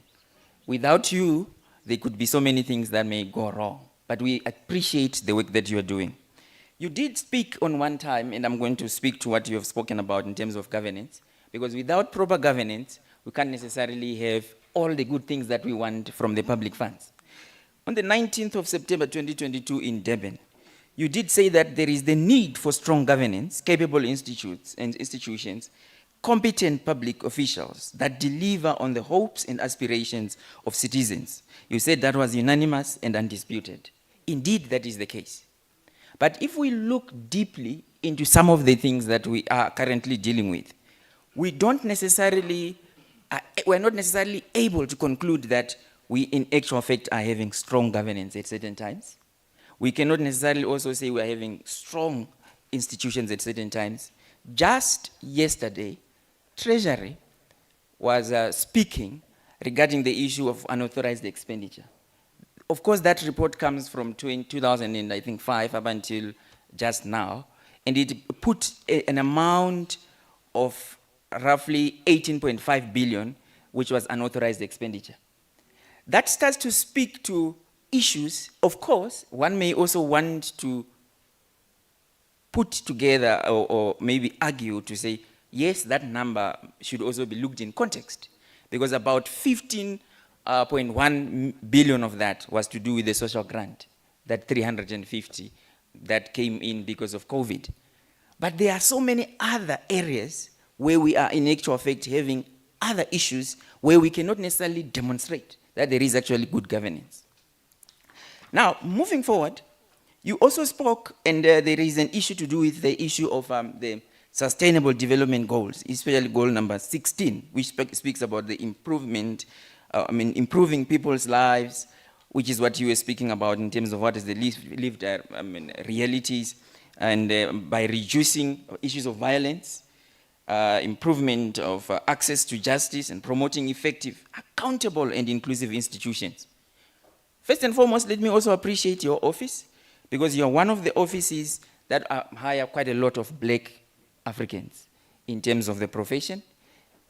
But what I also want to bring to your table, indeed, you did say some of them were losing them to other countries. It's a reality. I can mention 10 or so even now of young chartered accountants that have left the country. I think we may also want to re-look into it, to say we also are looking for competent individuals. Why are we losing these young professional graduates that could probably be also improving service delivery in our communities? And one of the things that most of the times you hear is that there are so many young professionals that are afraid to go and work in certain municipalities because they believe it might affect their professional standing. So if the environment does not start to change, in as much as we are saying we're not having strong governance, we might also have a challenge of saying, but how do we bring those people with skills? Because they believe that there will be challenges in them standing their ground. And they are afraid to now come up and take up those responsibilities. So it is one matter that actually needs to be considered. You did produce performance regarding the issue of, and I'm happy, the mayor was indicating also the issue of unqualified reports, qualified, and all those kind of things. You did also mention, AG, in your PFMA report, that you were seeing a gradual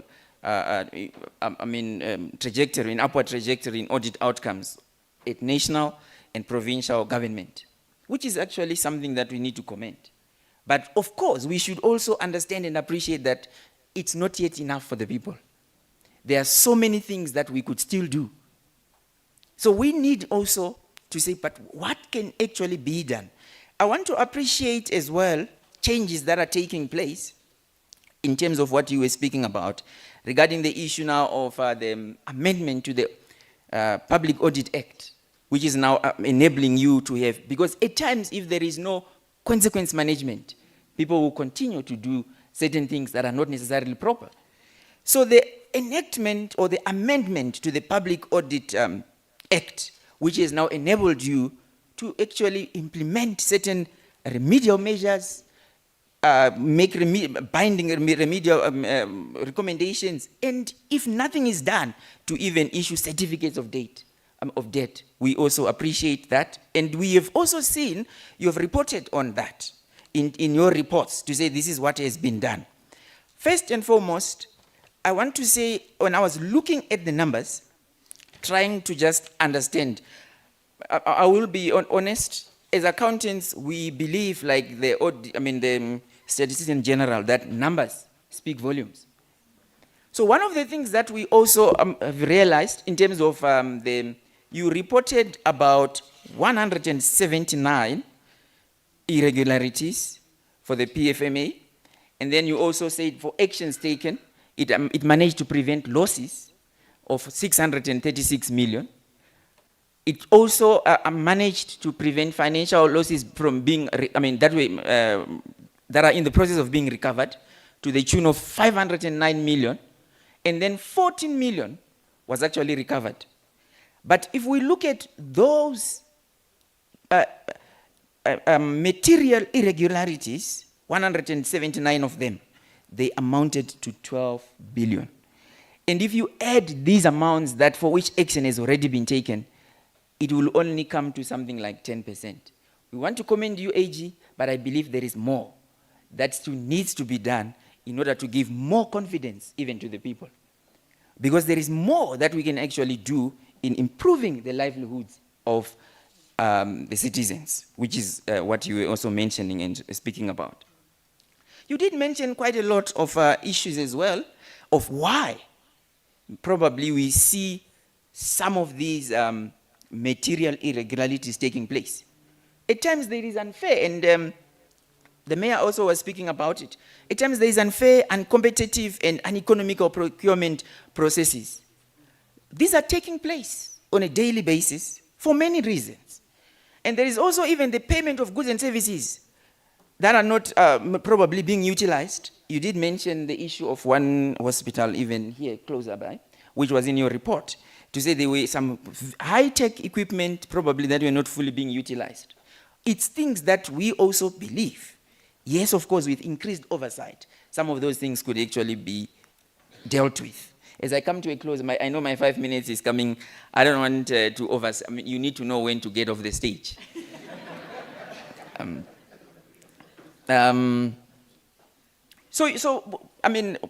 We do appreciate as well to say some of the delays also in some of these things is to do with investigations that may take long. We know the SIU and the Hawks, they may take long to conclude their findings. And then at times also some of the challenges that we are faced with, especially in accounting, they always say if you delay to recover your debt, you are not likely to recover it. So you find some people are even, these companies get liquidated before you can even take action. So in as much as you come in with action, but you are no longer going to be recovering anything because that company is gone. So it's also some things that are continuously happening. The issue also of instability in terms of governance, and now we are having coalition governments. I believe it is also having a hand in some of these things. Because at times there is short-termism.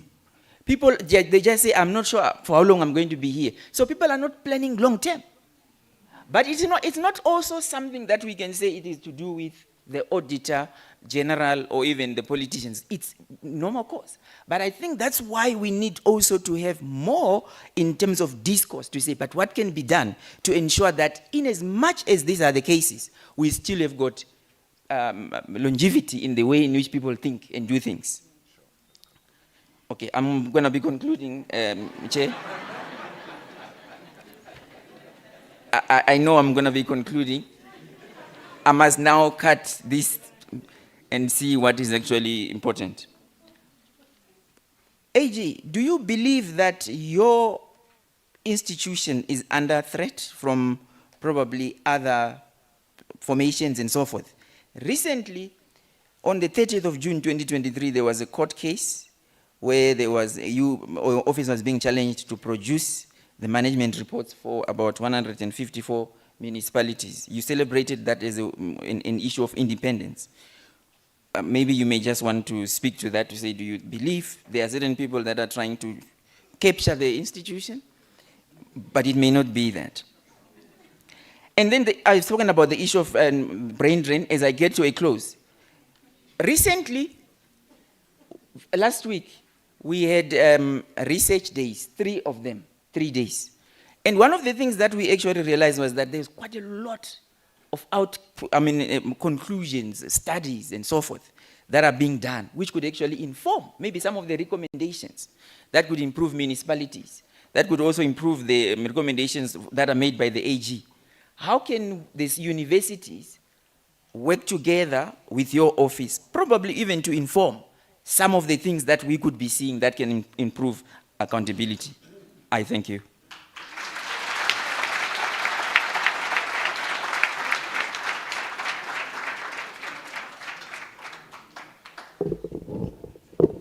Okay, that's fine. Let me have those mics.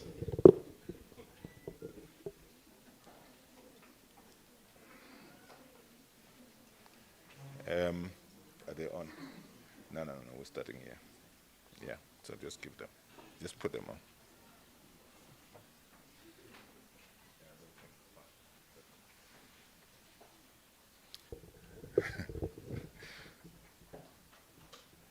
Right, let's do this.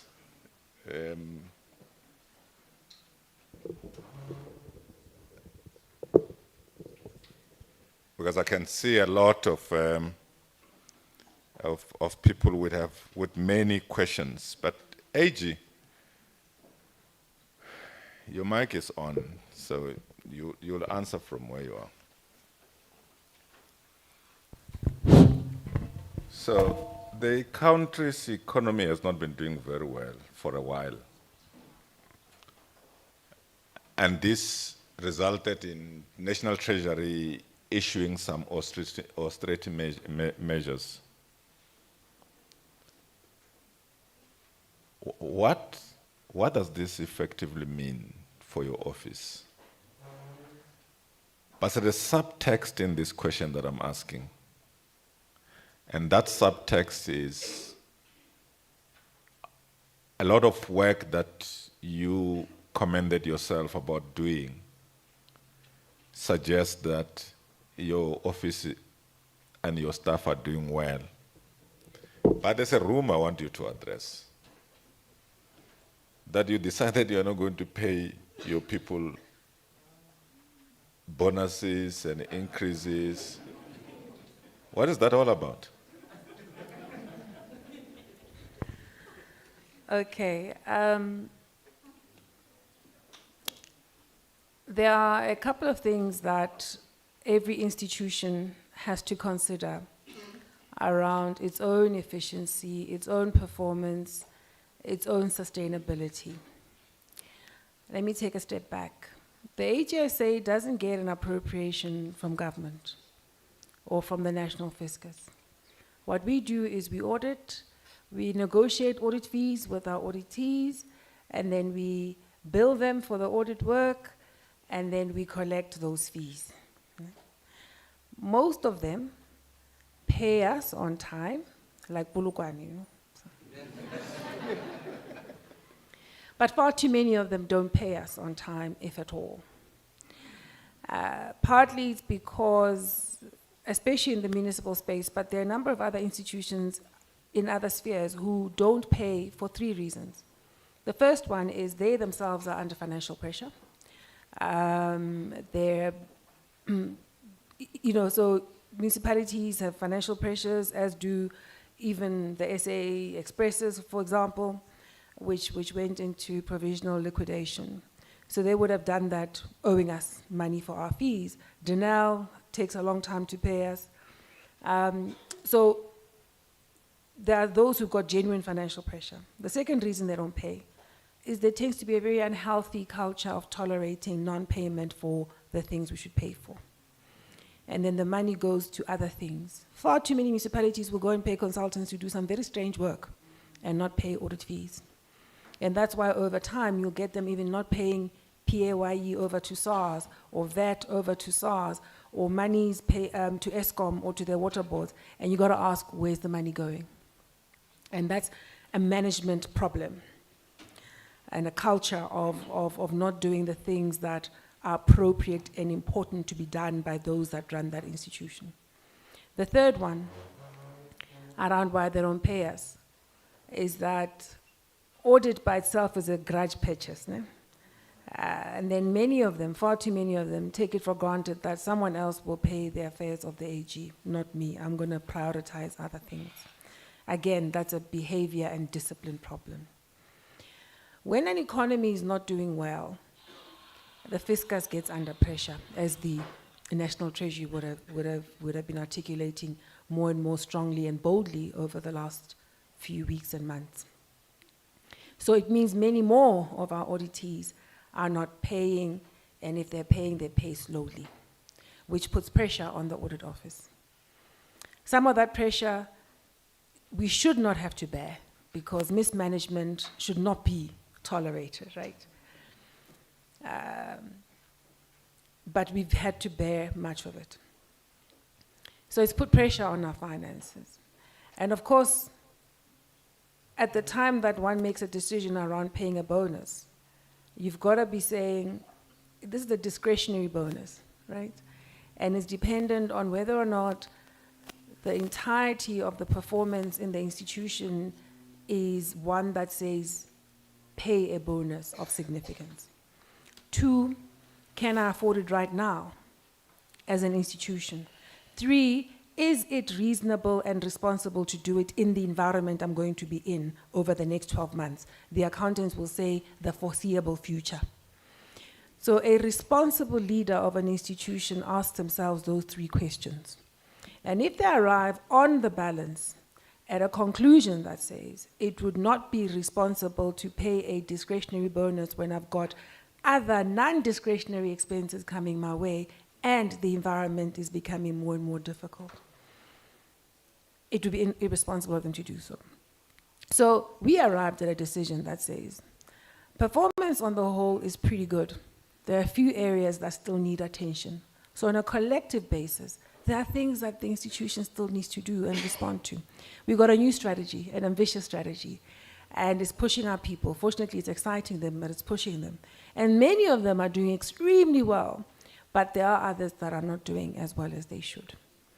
The second thing is, in the moment, the numbers didn't make sense. And going forward, the numbers made even less sense. So that was the basis of the decision. It was about being responsible in the moment. And I believe that every one of us that has responsibilities, you've got to execute them as best as you can with the information you have in that moment. And last year we paid a big bonus to our staff because we believed it was the right thing to do at the time. This time around, we believed it was the inappropriate thing to do at the time. Is it painful? Yes. Are we the only ones taking pain? No. Are we the only ones who are going to have to take pain going forward? Absolutely not. This environment that we are in now as South Africa demands of all of us to be seized with ensuring that every single rand that is in the hands of our institutions is stretched as far as possible.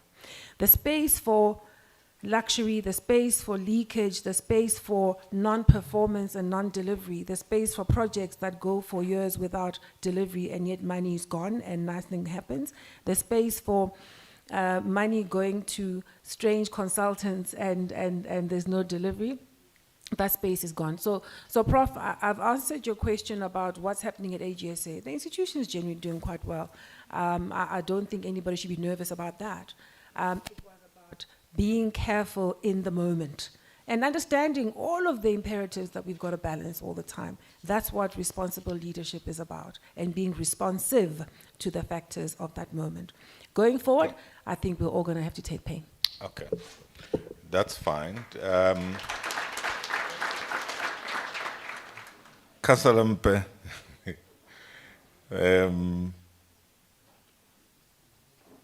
I listen to you speak, and I see the colleagues from the provincial government are here, and if they choose, they will answer this. So, from the PMFA perspective, there were about 4 clean audits and 12 unqualified findings, with findings. But that is the other side. You can't answer for that. They are here, right? What I want to ask you, though, is that we are very lucky today we have not had load shedding when people are talking here. But there's water shedding in Polokwane, which speak to the project management stuff that you were talking about, the maintenance of the dams, and all sort of other things. How long should the citizens of Polokwane endure this?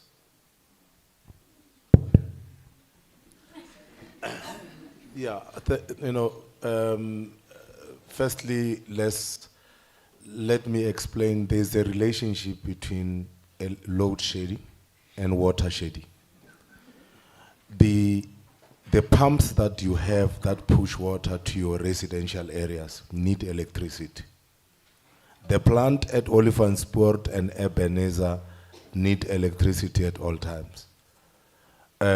So asking a question about water should also be the question that might have to be asked about the load shedding itself. I see you are talking about the water shedding. Polokwane has got a long-standing deficit of about 30 megaliters per day. And what we have seek to do is that the implementation of both groundwater programs, huge groundwater programs, which is Seshego and Sand River, were meant to give us 28 megaliters a day, 10 from Seshego. Seshego will be commissioned round about in November. It's just the completion that is being done, final touch-up, which will bring the 10 megaliters into the system. We are also looking, we've got a discussion, the Deputy Minister, we had a meeting with the Minister about funding of these projects.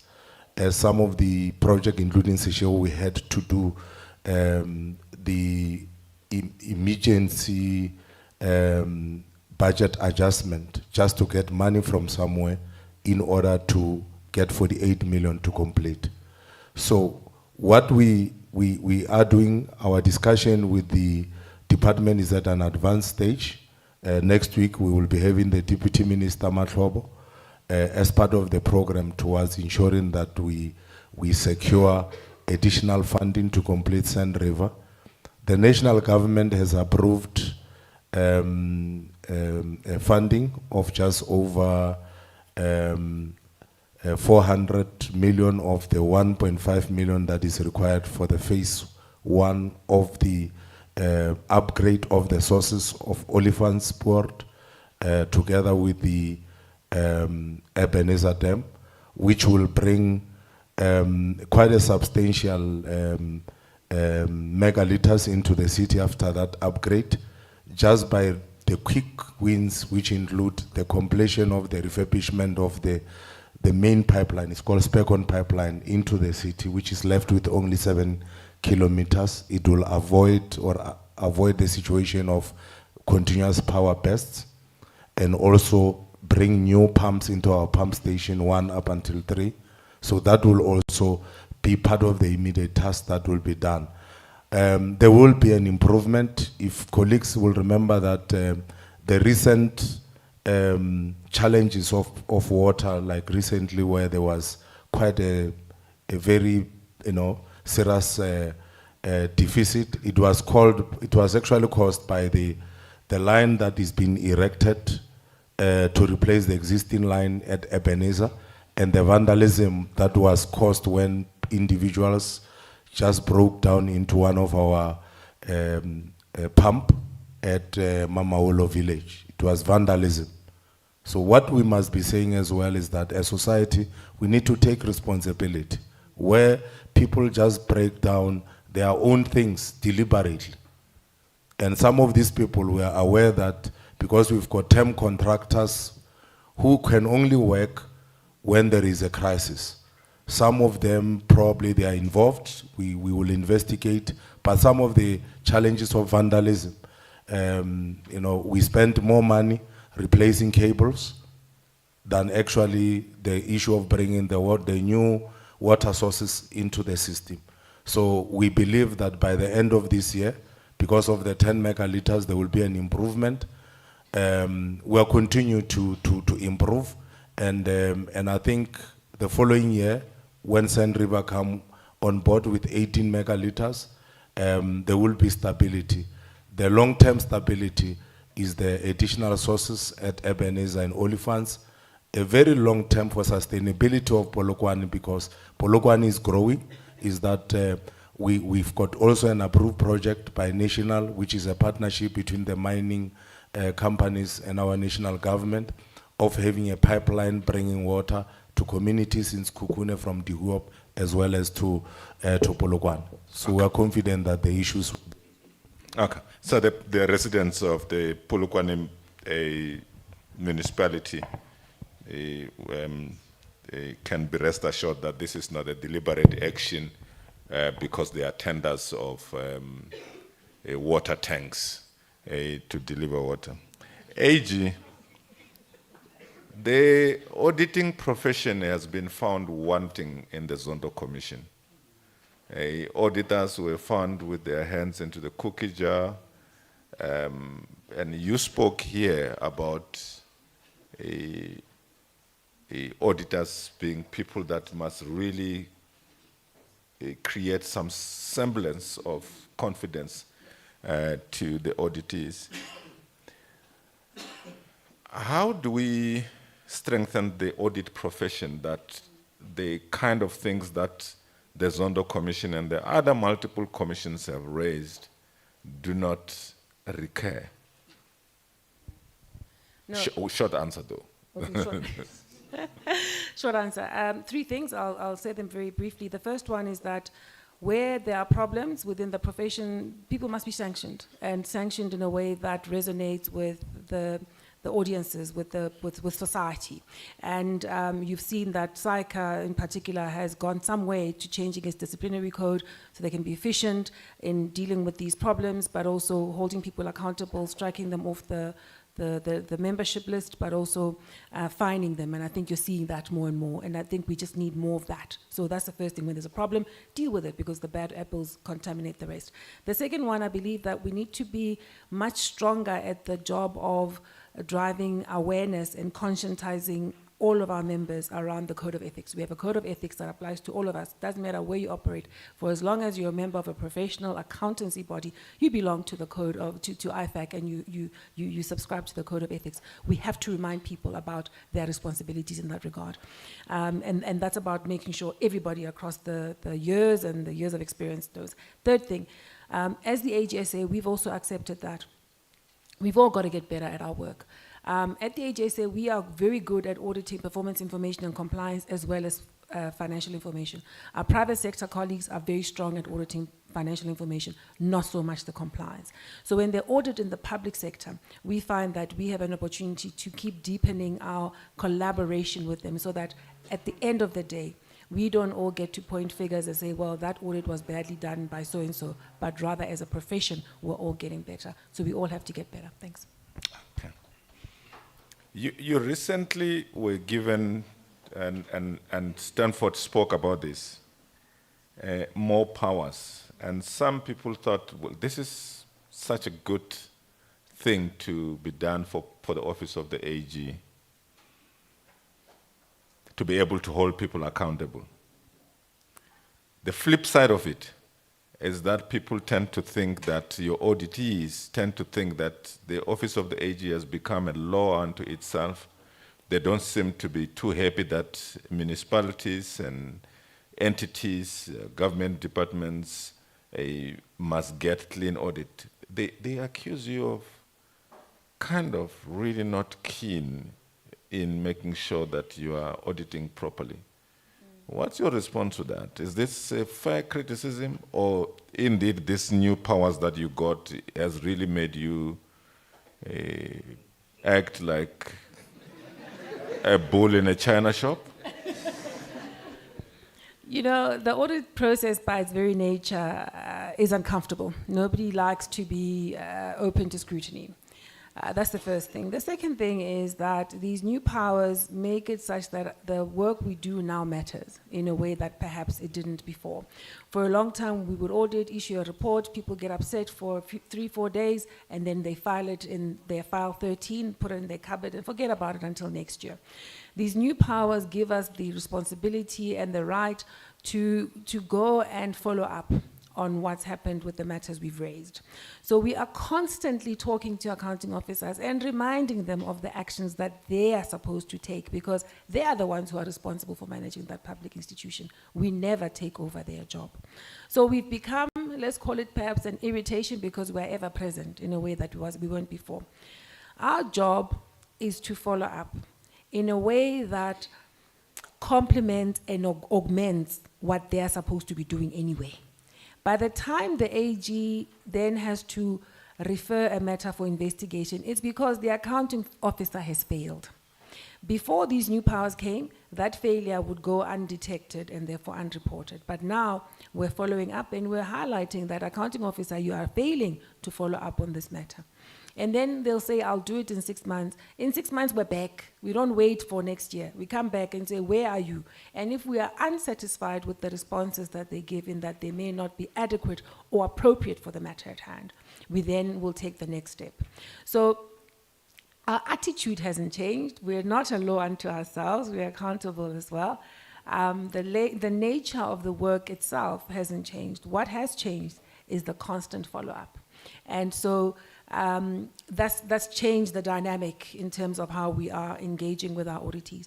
Those accounting officers that respond well to our audit findings and even MIs actually enjoy the work we do. It's the ones that don't want to respond that find us more irritating than not. Okay.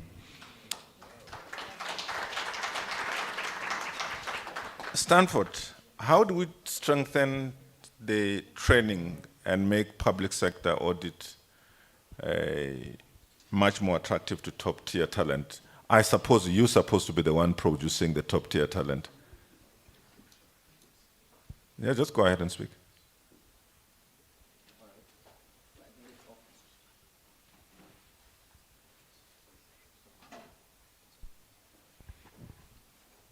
Okay, so there has been quite a lot of misinformation, I think, regarding the profession. Number one, where people think that accountants are going to be replaced by machines. And I think it has affected quite a lot of us. And also, secondly, one of the things that we have grappled with is that in the accounting field, we usually want students that have done mathematics. And I think it starts to speak to say, how do we actually make, because what we can actually say to say we are attracting the best. First and foremost, like what has been indicated here, publicizing the good work that the profession is doing and the quality of the work that we do, if it can actually be seen, it will actually help us to attract more. But in order for us as well to be able to attract those good people, there are so many other things that I think need to be in place. I'll just mention, like the issue that I was mentioning, the issue of students, probably that come, maybe they have not done mathematics. One of the things that is in actual fact making it as if probably people will shun the profession, we require students to have done maths. And I think it speaks to planning, even in the basic education, to say, when a principal sitting in a particular school decides to say no maths in my school, you are actually already telling one student that you cannot do accounting or you cannot do a particular subject. So I think it needs to be looked at holistically to say, in as much as this student could be good, but they didn't do maths, so you can't have them. So I think we need to look holistically into how do we in actual fact end up having that student that we can say is a good student but can actually be enrolled for a program like accounting because it has got its own requirements. Okay. Thank you. That's fine. AG,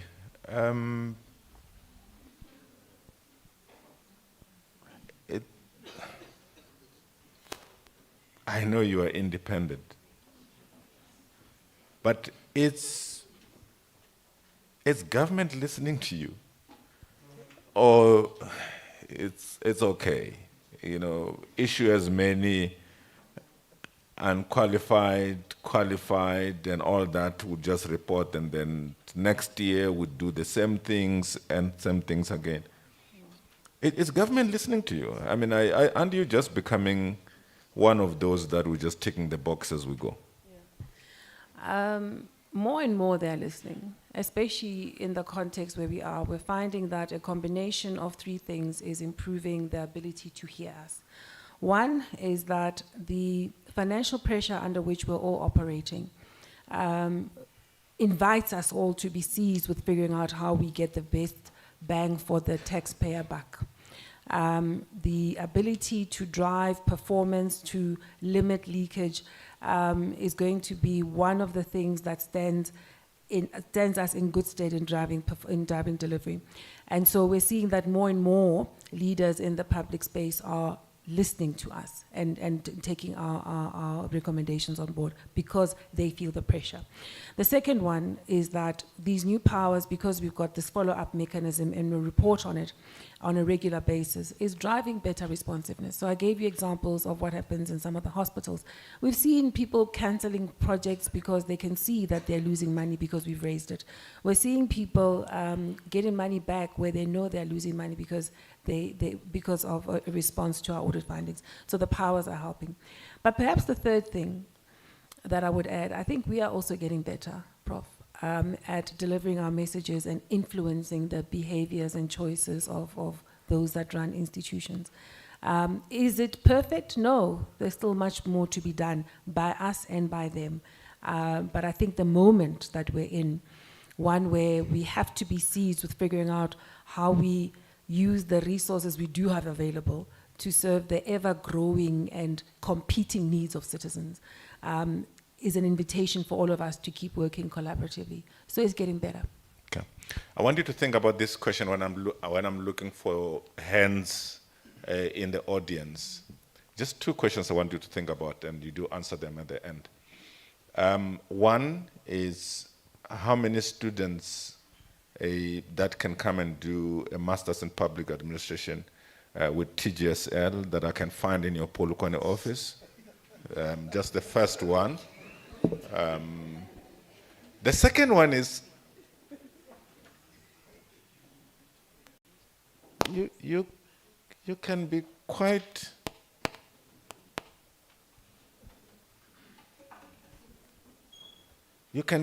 pick a fight when you like. What is this fight between you and Raf? I mean, we know it's technically insolvent. What? I mean, we read about it in the newspapers. Can you take us into your confidence? What are you fighting about with Raf? Don't answer it now. Let's look for hands. Right. It's gonna be very interesting. I need assistance. Here. Borrow me that mic. Yeah. I will come back to the veteran here.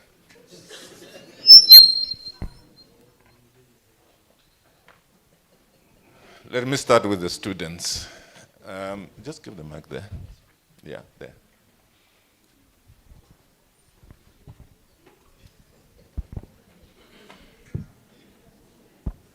Thank you.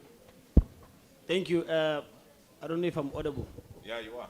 Go ahead. Thank you, AG, and it's an honor to be addressing you in this fashion. I would like to know your comment basically around the so-called exemption of ESCOM from disclosing its irregular expenditure in line with the Section 55 of the PFMA. I think that's something that has been overturned now because of the scrutiny that ESCOM received after they've decided that there are measures to be put in place to ensure that they don't disclose what is happening at ESCOM. Now, as the AG who is independent, what is your view around that? Because I've seen that you are one of the people who commented, maybe in a form of being asked questions about it. But what is your view? Don't you feel like you are being undermined to some extent, that you are one of the Chapter 9 institutions that are supposed to ensure that there's accountability in the public service? And as you were talking, you made mention of the fact that you audit public entities. Now, when people are to say that ESCOM is to be exempted from disclosing irregular expenditure, and the public is saying that, no, you're trying to cover up corruption, what then do you say is the AG? Don't you think that you are being undermined by politicians and other people who are powerful? Thanks. Okay, so let's do this. Because there are many people whose hands are up, I'm gonna appeal that we limit the preamble to the questions, right?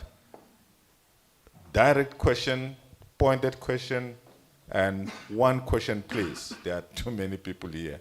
We don't have the whole night, right? Go ahead, sir. One question. No, thanks, Honorable Prof. Matebula. Let me say all protocol observed to Kanyana Maluleke Powell. I actually had two questions, but I'm being suppressed by the program director. I had one from a recruitment point of view and the other one from governance. But because my students are here, I will focus on the recruitment part. AG, the AG took a stand this year, I don't know if going forward, not to take trainees that don't have CTA. Now, my question there is, it has resulted in your audit teams being top heavy in terms of having a lot of audit seniors or even CAs as audit seniors. And that is a bit expensive on the clients, your auditees. Now, you go and go for a CWC, which now brings in people that don't have CTA. How do you then strike a balance in terms of what you are trying to achieve from a strategy point of view in terms of that particular recruitment process? Thanks very much. I'll come for the second one. May I respond to them before I forget? Okay, just go ahead. Okay, so ESCOM exemption, real quick. The National Treasury sets the parameters against which we audit. We don't set them, they set them. We don't undermine them, they don't undermine us, right? So it was fully in the minister's discretion to grant or not grant that exemption, which, as you saw, he granted and then he withdrew. So it was never a question of the AGSA being undermined at all. Our view, which we shared with the National Treasury, which I think we've articulated in the public domain, was that the ESCOM had other problems. This wasn't going to help them, and also the way that that particular exemption was framed wasn't going to be helpful in terms of driving transparency and accountability. But that's, I guess, water under the bridge. The matter of CWC. CWC is part of our resourcing, it's a component of our resourcing capabilities and our resourcing approaches. People with CTA, we have found, one, they take a long time to ultimately achieve their intended objective of qualifying as chartered accountants. It is significantly better if somebody can, where appropriate, can go and do their CTA full-time. And that remains the ideal. We accept that's not always possible, but that remains the ideal. And so part of saying, let's make sure that when we recruit, we target people who do have CTA, because the nature of the work we do within the AGSA is complex, and it is cycles that run into each other, so we're busy the whole year. So the ability of someone to attend to their studies on CTA and still do our work becomes quite compromised. And you can't take somebody on as a full-time employee knowing full well they must still go and study and then be difficult about that. That would be irresponsible, we wouldn't do that. So going forward, I think we have to keep finding ways to rebalance that entire resourcing. And CWC will remain a component of it. It's a question of how do you use it optimally. The people who enter their articles having finished CTA generally just get through the qualification journey much better. And I think it's better for them and it's better for the office because of the cycles that we run. The matter around road accident fund, I want to go back to my answer on ESCOM. Treasury sets the parameters, we audit against that. The standards to which all of the public entities have to subscribe would have been set by the Accounting Standards Board. So the decision about which of the accounting treatments is appropriate is largely made by those two bodies acting in concert. The AG simply audits against that. The TIF with RAF is about a disagreement on what accounting standard is appropriate. The AGSA has to audit and issue an opinion. And that opinion of the AG is the opinion of the AG. I can't outsource that to somebody else. I hope that makes sense. The Constitution appoints me to formulate an opinion, having concluded an audit. I designate and delegate particular audit teams to do this work. When they get to a decision and a conclusion, it is the AGSA's views. I can't outsource that to anybody else. So sometimes we disagree and we have a dispute resolution process in place that allows us to get to a point when we can at least agree on the facts. But ultimately, the opinion is that of the AG, and that's quite important for the independence. Having said all of that, the matter is in court. I'm not able to talk too much about it, but the essence of it is about disagreement on the accounting process and questioning whether or not my opinion is correct. That's the point. But yeah, thanks.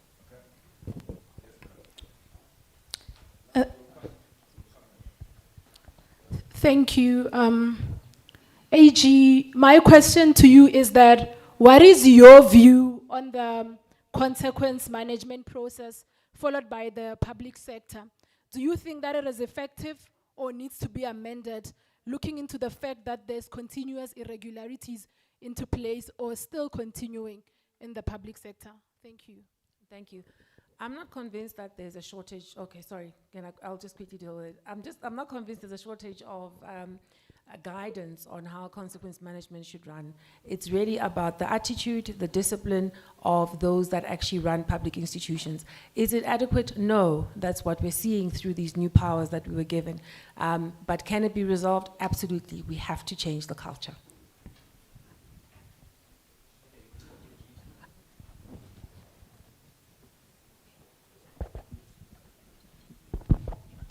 No, you'll forgive me, Prof. I've been taught to stand up when addressing my seniors. I'm Dr. Marabe Mutiba. I'm an obstetrician and gynecologist and an MBA student in this winning institution. And Avsheni Tsakani, our Honorable AG. My question is in relation to the cost-cutting measures by the National Treasury. Looking in particular to the participation in the BRICS and the plans that have already been put in place. If you look into our province is lagging behind in terms of rural development programs. You definitely need cash injection in order to make sure that the economy of the province improves and continues to grow. And the world is changing. Artificial intelligence is fast taking over and definitely forms part of our daily learning, and particularly when you look at the younger students. Now my question is, with those cost-cutting measures, do you not think, and this is an outcry from most sectors of society, do do you not think that this will hamper development that is highly required, particularly in the agricultural sector, which plays a huge role in terms of our GDP?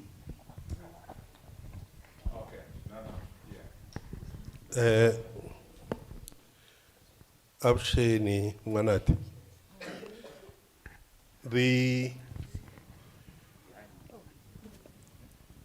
The unemployment in South Africa is mostly the youth now, and is structural. It's more than 50% of the unemployed population who are young people. 45% of that population consists of dropout from high school. And then 40% consists of those that have passed matric. Now, which means that our education system is not yielding adequately. And the NDP targets remain unachieved. 1996-2017, total expenditure on primary education in provinces is 2.1 trillion. What opinion must the the AG pronounce on the whole budget of education? Thank you. Ma'am, quick, and then I'll come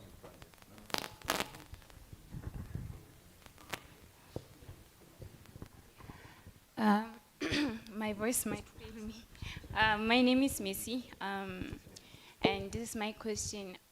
You said, Auditor-General, you said that you also want to make a difference, be part of people that are making a difference, not just performing audits only, but to also adapt the culture of inclusivity by 2030, if I'm not mistaken. So my question is, how will you achieve that? And what are some of the changes that you expect to see when you achieve the goal? And also,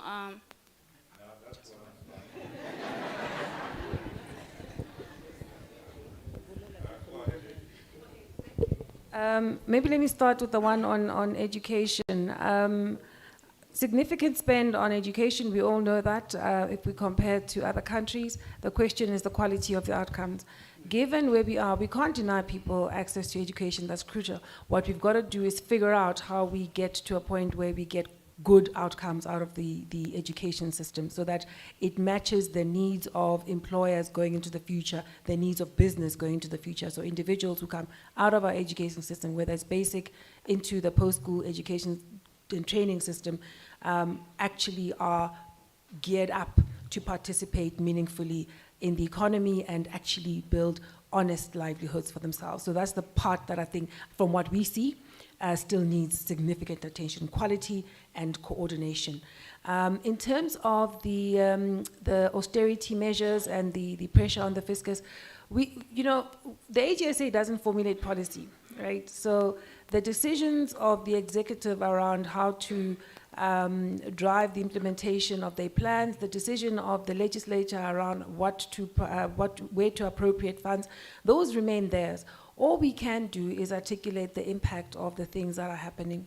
This moment calls for much greater focus on messages from our office around stemming the leakage where it happens.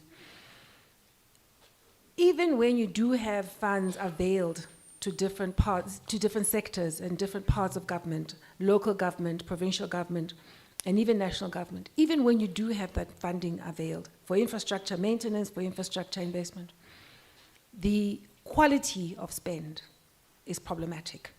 And that's what we have to address. And we believe that this moment should be getting us all to rally around that point to say, how do we get the best bang for the little resources we do have? Driving inclusivity, and I hope I understood your question, it's really about making sure that we give every single citizen the opportunity to participate meaningfully in our democracy and to build a life for themselves that is consistent with their potential. And actually, that's why you've got to build state capability and state institutions that are performing on mandate consistently, being seized with effectiveness of spend. Thank you. The last two questions are going to come from the politicians who are in the room. Yeah, very brief, no speeches.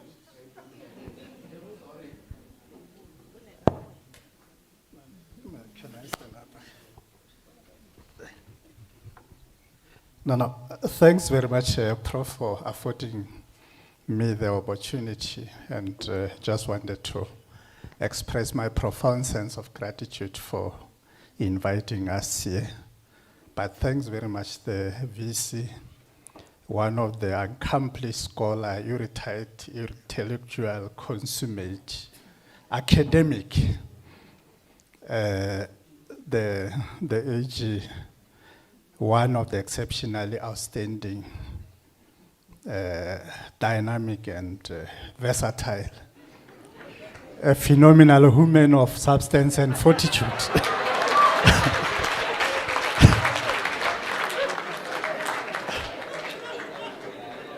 My brother and my friend, the one of the exceptionally outstanding and remarkable leader, worship mayor, Mbe Serole, all the academics present here, my colleague here, Dr. Ramatuba, from the executive. I think I've been requested, and Steve, he was telling me that I bought all the clean notice that I got. And I said, this is an opportune moment for her to interact with your good self, to show the shop where we buy them. Unfortunately, Prof, where the 4 clean notices that you are talking about, they are from my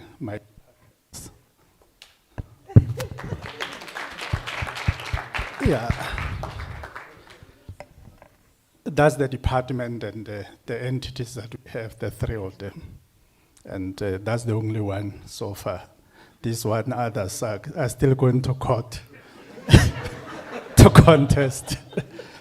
But I think what is key and critical, colleagues, is that we have a Public Finance Management Act, one of 1999, which explicitly outlines. Yeah.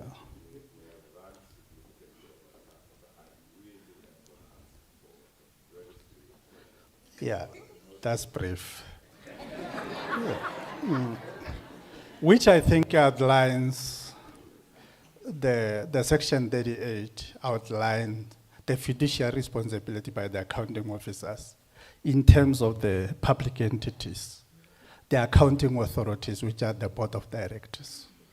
And I think at all material times, we must ensure that we suffocate any conditions that may give rise or effect to unwanted features. But the issue that the executive mayor has alluded to, the issue of the consequence management, but also strengthening and recalibrating the internal control measures to ensure that there is that accountability ecosystem within the governance, efficiency, effectiveness of our system. And it is in that context that I think, as the country, we are blessed to be endowed with oversight bodies like your public protector, your AG, and so forth. So I can't ask any question to say, we welcome to be subjected to the scrutiny. Yeah, thank you very much, Prof, and our AG, the first woman to occupy that position, who makes us women to feel proud, executive mayor, and all of you. I'm not going to waste time with the protocol. Na ke has kukune mo the bareta motho baba ba re tšeela naga le sa bitšana ka direto ba le tšeela naga. We don't do that. When we call each other, we say Poppy, full stop. So, Prof, yes, from government side, it will be unfair to be asking questions to the AG. But however, just to indicate that the challenge that we are currently having of qualified professionals to be running the public service, what advice do you give us? When you look at a young chartered accountant, you are saying all these other institutions are recruiting them even abroad. For them to come and join the public service, you look at the salary entry level that we as public service will give them. And in public service, you will be told they must have 20 years experience until they become that DDG. By the time they reach 20 years, they are retired. So for me is that, what do you advise to say, how do you then make sure, because where you have got young graduates who are still energetic, they can be able to assist our municipalities and departments to turn things around. These public service regulations that keep on saying you need to have these years of experience in order for you to be appointed at a certain level, it's really costing us not to be having skills. And I mean, if you choose which institution is giving you more money, or there were other ones that are giving you less. But also to the university, I won't say this is a second question, but just to say to the institution, Prof here and our VC, one of the major challenges is that we say we want, for instance, hospitals to be managed by somebody with a health background, like a guy who just said here. But a guy, what they know is that you need an ultrasound, you need this and this. As to their supply chain processes, for you to procure that, they become in fight between the supply chain manager, who understand that the PFMA says, when you want to procure equipment, in order to avoid the irregularities, the MI, and all those, you need to follow this process. The gynecologist says, patient is dying. I need this drug must be here without following those processes. So the balance there, to say the university, I'm glad you have even enrolled one of your students. What more work are you doing so that we give you those professional doctors, nurses, radiographers? You then train them in terms of management so that they have the balance. Because taking an MBA student to manage the hospital, it's a disaster.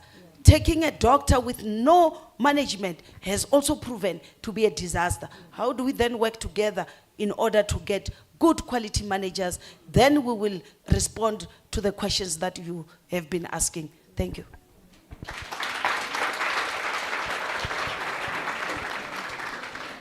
Maybe even Prof. Matibula is better off. Just wait. So I'm going to ask the veteran to say the last word. I'm now even no longer sure. A veteran, please. Thanks very much. I'll be very short. Mine is on, consequence management. And I want to amplify the input made earlier by one of the students. You know, there's this culture or tendency where a person gets suspended and the employer, gets private sector lawyers to handle the case, and it takes forever. It takes forever. After 2-3 years, the matter is settled through a golden handshake. You pay that employee 5 million rands, you pay the lawyer 10 million rands. What have you achieved? What is your attitude towards such practices? Because it is happening all over. It's one thing to suspend employees, but why can't we have cost-effective, these corrective actions, whereby within 3 months, you must dispose of the case. You give the lawyers firm instructions that this person is suspended within 3 months. I want this person outside the system.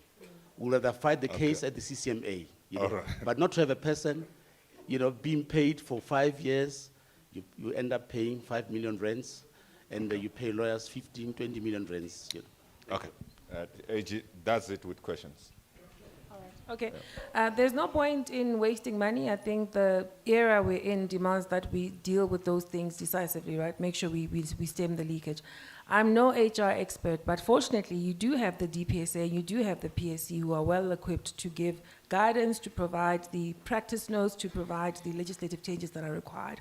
All I will say on that it doesn't make sense to keep losing money in this journey. MEC, I think, you know, institutions such as the one that Prof. Matebula is engaged in here are well placed to close this gap you speak of. They are the ones who we should be asking about how can you help us? Yeah, I think that's your question rather, Chair. How are you going to sort out the gap between a qualified medical doctor who's ready for the next thing around running a hospital and making sure that they're well equipped to execute on that duty? How are you going to make sure that the supply chain manager is not only a professional who belongs to a code of ethics, to a professional body with a code of ethics, but also understands the sector from whence they're procuring? It's a skills issue which your institution might be able to close. Thanks. Yeah, thanks so much. I have a very simple answer to that question. We have colleagues from MBA here. We have people from the public management side of TGSL. These colleagues are going to be outside here. We're looking for students, more of them, particularly from government and from the private sector. At this point, let me ask Prof. Mokhalong, because the others will list outside.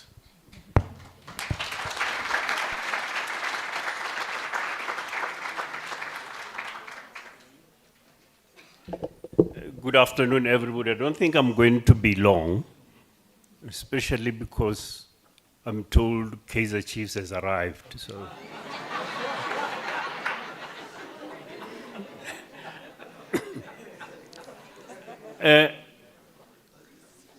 This is the last conversation for the year. And I think you'll all agree with me that we have had the best. Those who cared to attend them regularly with us, we did that. Now, this I'm directing to my students. The first conversation, we invited Tabi Leoka. In a way, just like our last one, a product of the University of Limpopo. The last one, conducted by Tsakani, a product of the University of Limpopo. There's a young girl who is running here. She might be having another meeting. A chartered accountant, IFRS technical specialist, and an associate director at EY. Also a product of University of Limpopo. So when you get into relationships, make sure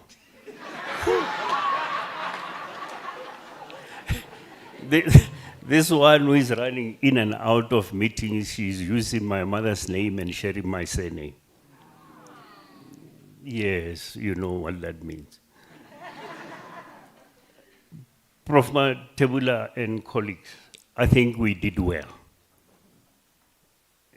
If you look at the 4 we lined up for our conversations this year, we couldn't have done better. What came out today, and which has been coming out through and through, mostly it's around management. Black managers, we are a disappointment. Let's face it. And that is why next year, now that I will be out of the university, I'm offering myself to be part of the first conversation on management. We can't be complaining of consequence management always. We've got all the tools, we've got everything, but for some reason, black managers, a colleague of mine said, you guys, I know you're scared of this because he's white. You're scared of this because people don't talk to you at funerals. Really? I wouldn't care if people don't talk to me at funerals. We're not there to be talking, we're there to be saying goodbye to somebody. So thanks for that. And Tsakani, thanks for making time. I'm not the one to be thanking you. I don't know how they structured this program. Even if you can look at me that way, I know you have to say thanks to them. But we are proud that we hosted these kinds of conversations. And even next year, please do invite me. I won't mind attending them. There's Uncle Ben with us always, so why can't I? Ladies and gentlemen, Ndadengwa, thank you, Muruti. They will thank you. And I must acknowledge the executive mayor of Vembe. Where are you? He ran away, but he's with us. And I think those are the people who should come to these so that we understand how we should run our own affairs. Thanks for that.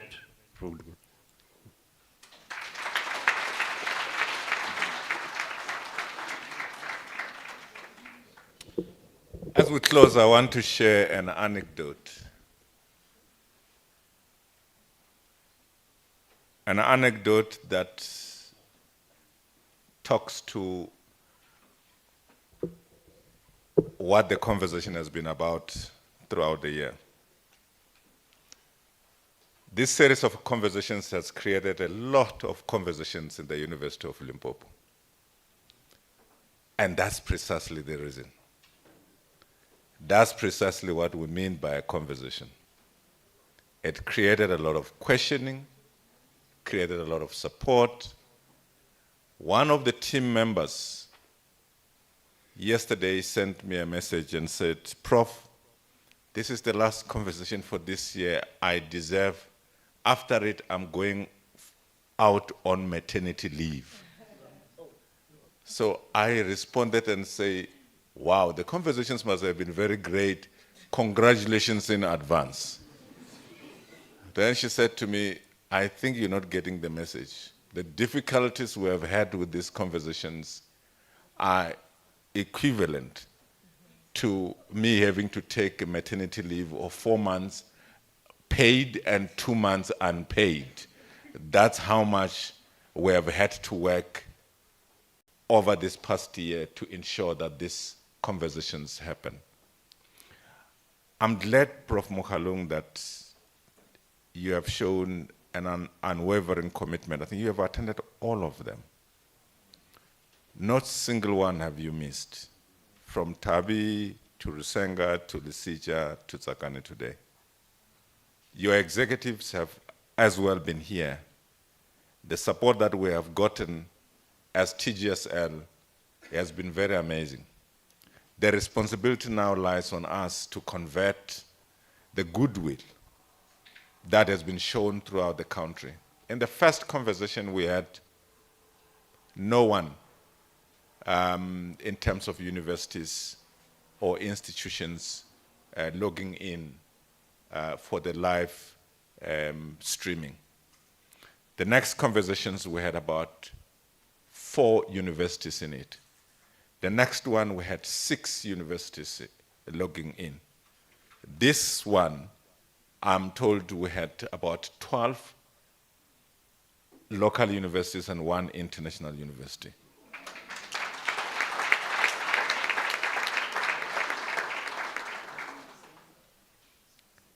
Now, I am certain that we have been too hard to ourselves. A lot of us might not have seen value. A lot of us might not have seen the way. A lot of us may have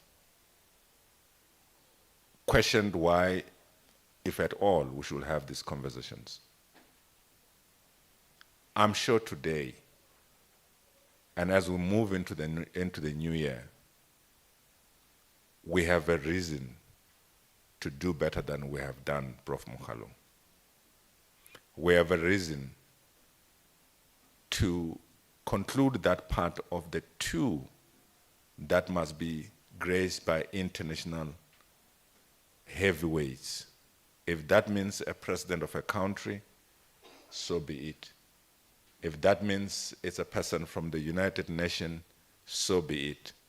By now you will have known that I do not mention a directive without firstly having agreed. So that means already I do have the two that I will be here next year. I'd like to take this opportunity, at least from where I stand, to acknowledge my guests that have come here. We are in the back of nowhere. It's easy for a governor of the central bank to go to a university in and around Gauteng or Johannesburg because they sleep back in their house. It's very easy for a statistician general to go to a university in Pretoria because ultimately they can have meetings the entire day and they sleep at home and wake up and have meetings in their office. It's to convince them to take a trip here with unreliable flights. It's a very difficult thing to have. For us to have pulled 4 of them to come to this university, for our brand to have been flighted all over, it can only be us to fail to convert it into students, and therefore will not be worth any credit we may want to claim. Ultimately, this is the conversation. This is the conversation that must continue beyond this room. These are the hard questions we must ask. These are the hard questions we must find answers to ourselves. As I conclude by calling the director of the school, who must ultimately take accountability for either success or failure of it. Not only saying thank you, but make the promises that he must make. Professor Mukwen.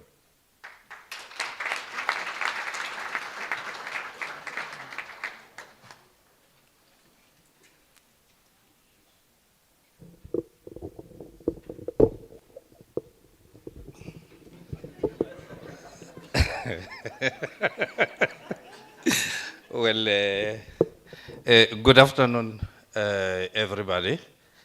It's always a norm, MEC Monama, that when I take a stage, then there will be this kind of a laugh.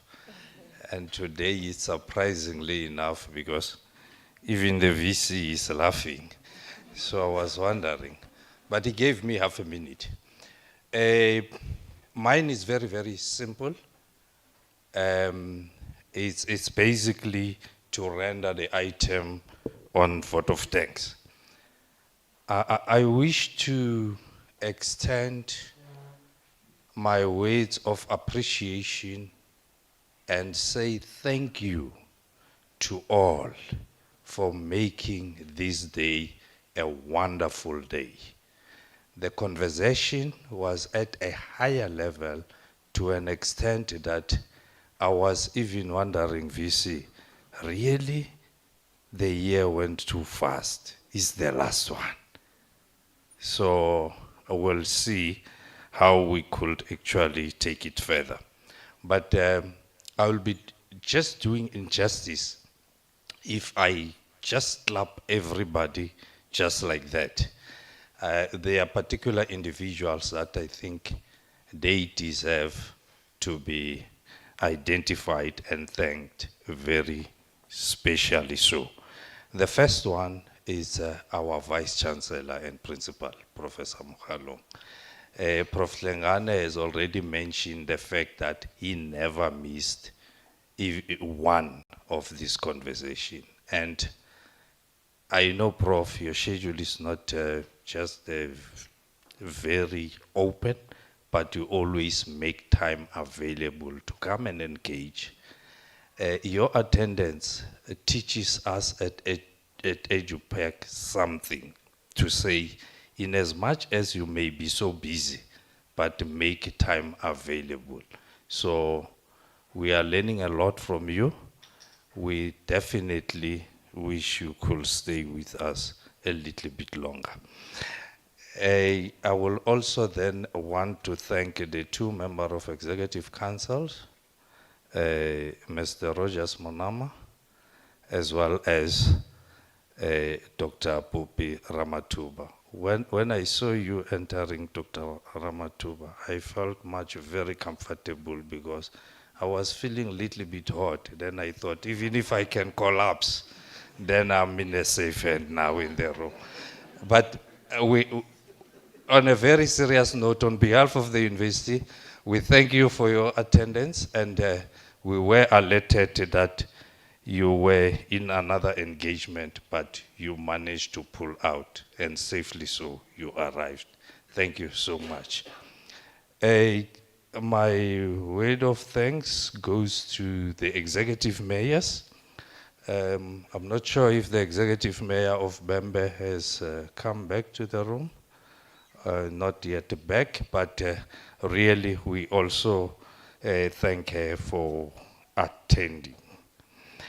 I will now actually go to perhaps before I go to the TVC, Professor Madache, let me register Prof. Moghalong, the apology that I received from Professor Singh, the TVC Research, Innovation and Partnership, together with an apology from Dr. Mabila as well.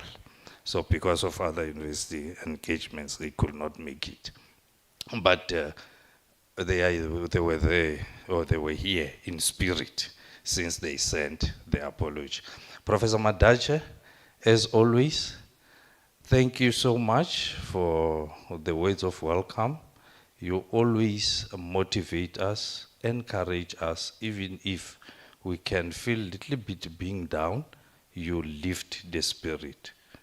Thank you so much, and we appreciate your support.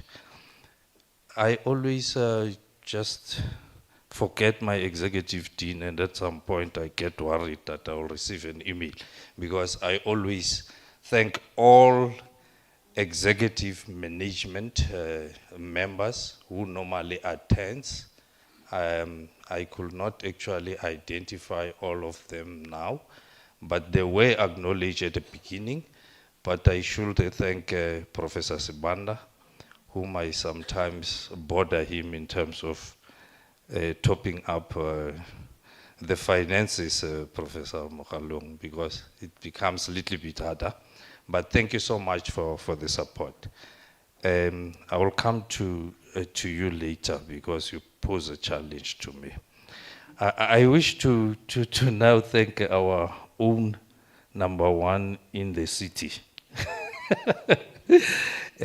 Councillor and Executive Mayor Mpe, for really participating and taking some time from the program manager, program director, and reflect on the status of the province around local government, since we are the chairperson.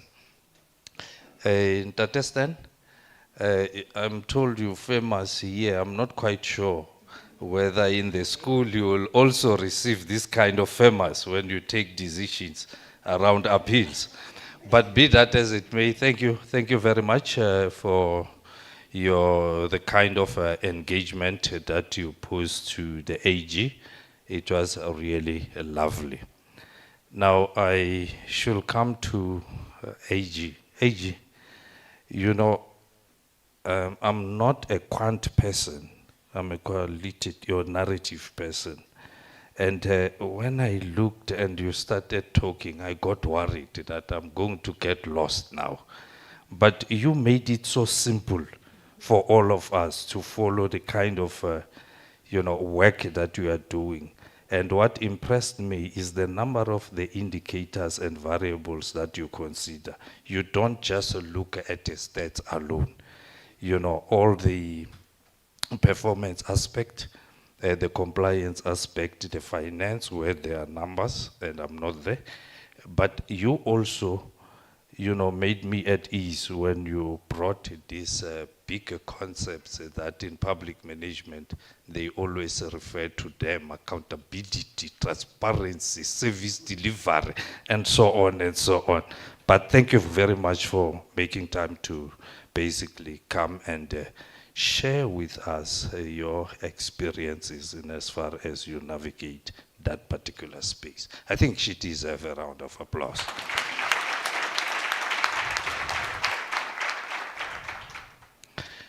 Dr. Ebi, you are always, not Dr. Ebi. What is his name, by the way? Dr. Ngwape. Ebi is the name.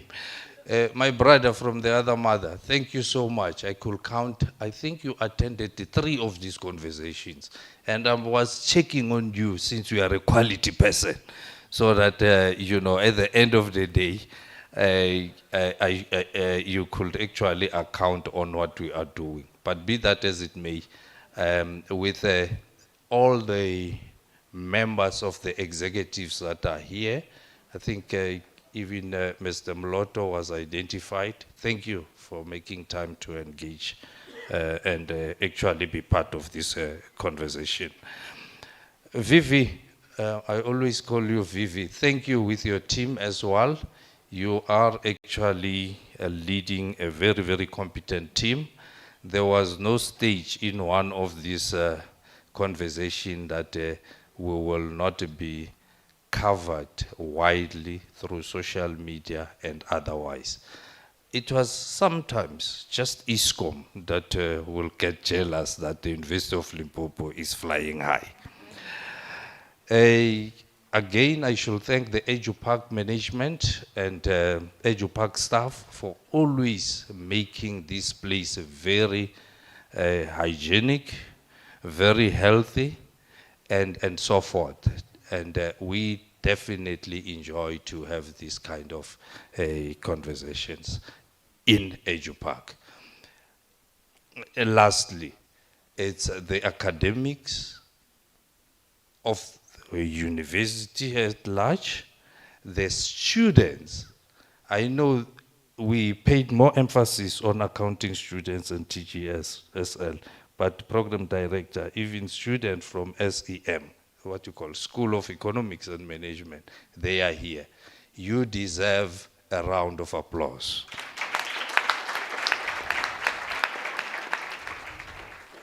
Now, I'm coming to you, Program Director. When I had a bilateral conversation, rather, let me use another word, a discussion with Professor Tsakani Maluleka, when he joined us, I said to him, there should be something unique that we need to come up with, and that could also be copied by other universities. So we continued with such discussion. At some point, I involved the dean to an extent that this kind of a baby was born. But if it was a baby, it was not going to take your height, it was going to take mine. But I, from the bottom of my heart, I want to say thank you so much for actually continuing with these conversations and the support that it has got. You already alluded that other institutions, and I must just add on that, it's not just only universities that are joining, even other organizations. There are quite a number of private institutions or organizations that I am taking note of them. Look, personally, I am very excited that these four conversations went very well, and the standard that has been set is very high, and we still actually trying to improve on what we are seeing now. He already alluded that next year, amongst them, there will be some 2 international and well-recognized, role players to be part of our conversations. I should then not forget the friends of the university. I know that if I do that, Mr. Ben Mpahlele is going to accuse me outside, as he did previously. And I think, Mr. Nkwana as well, we really thank you for making time.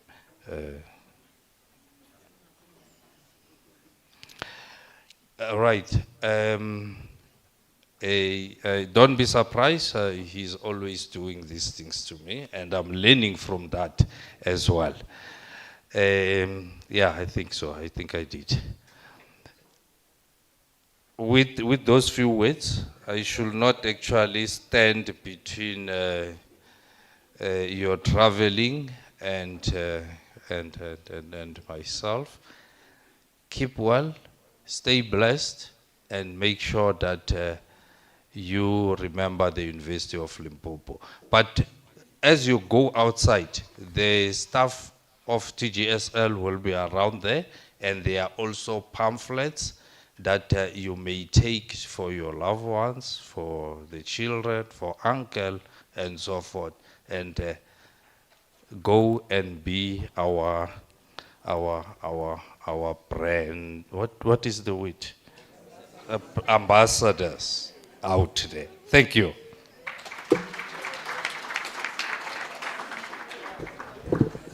Colleagues, it's a wrap.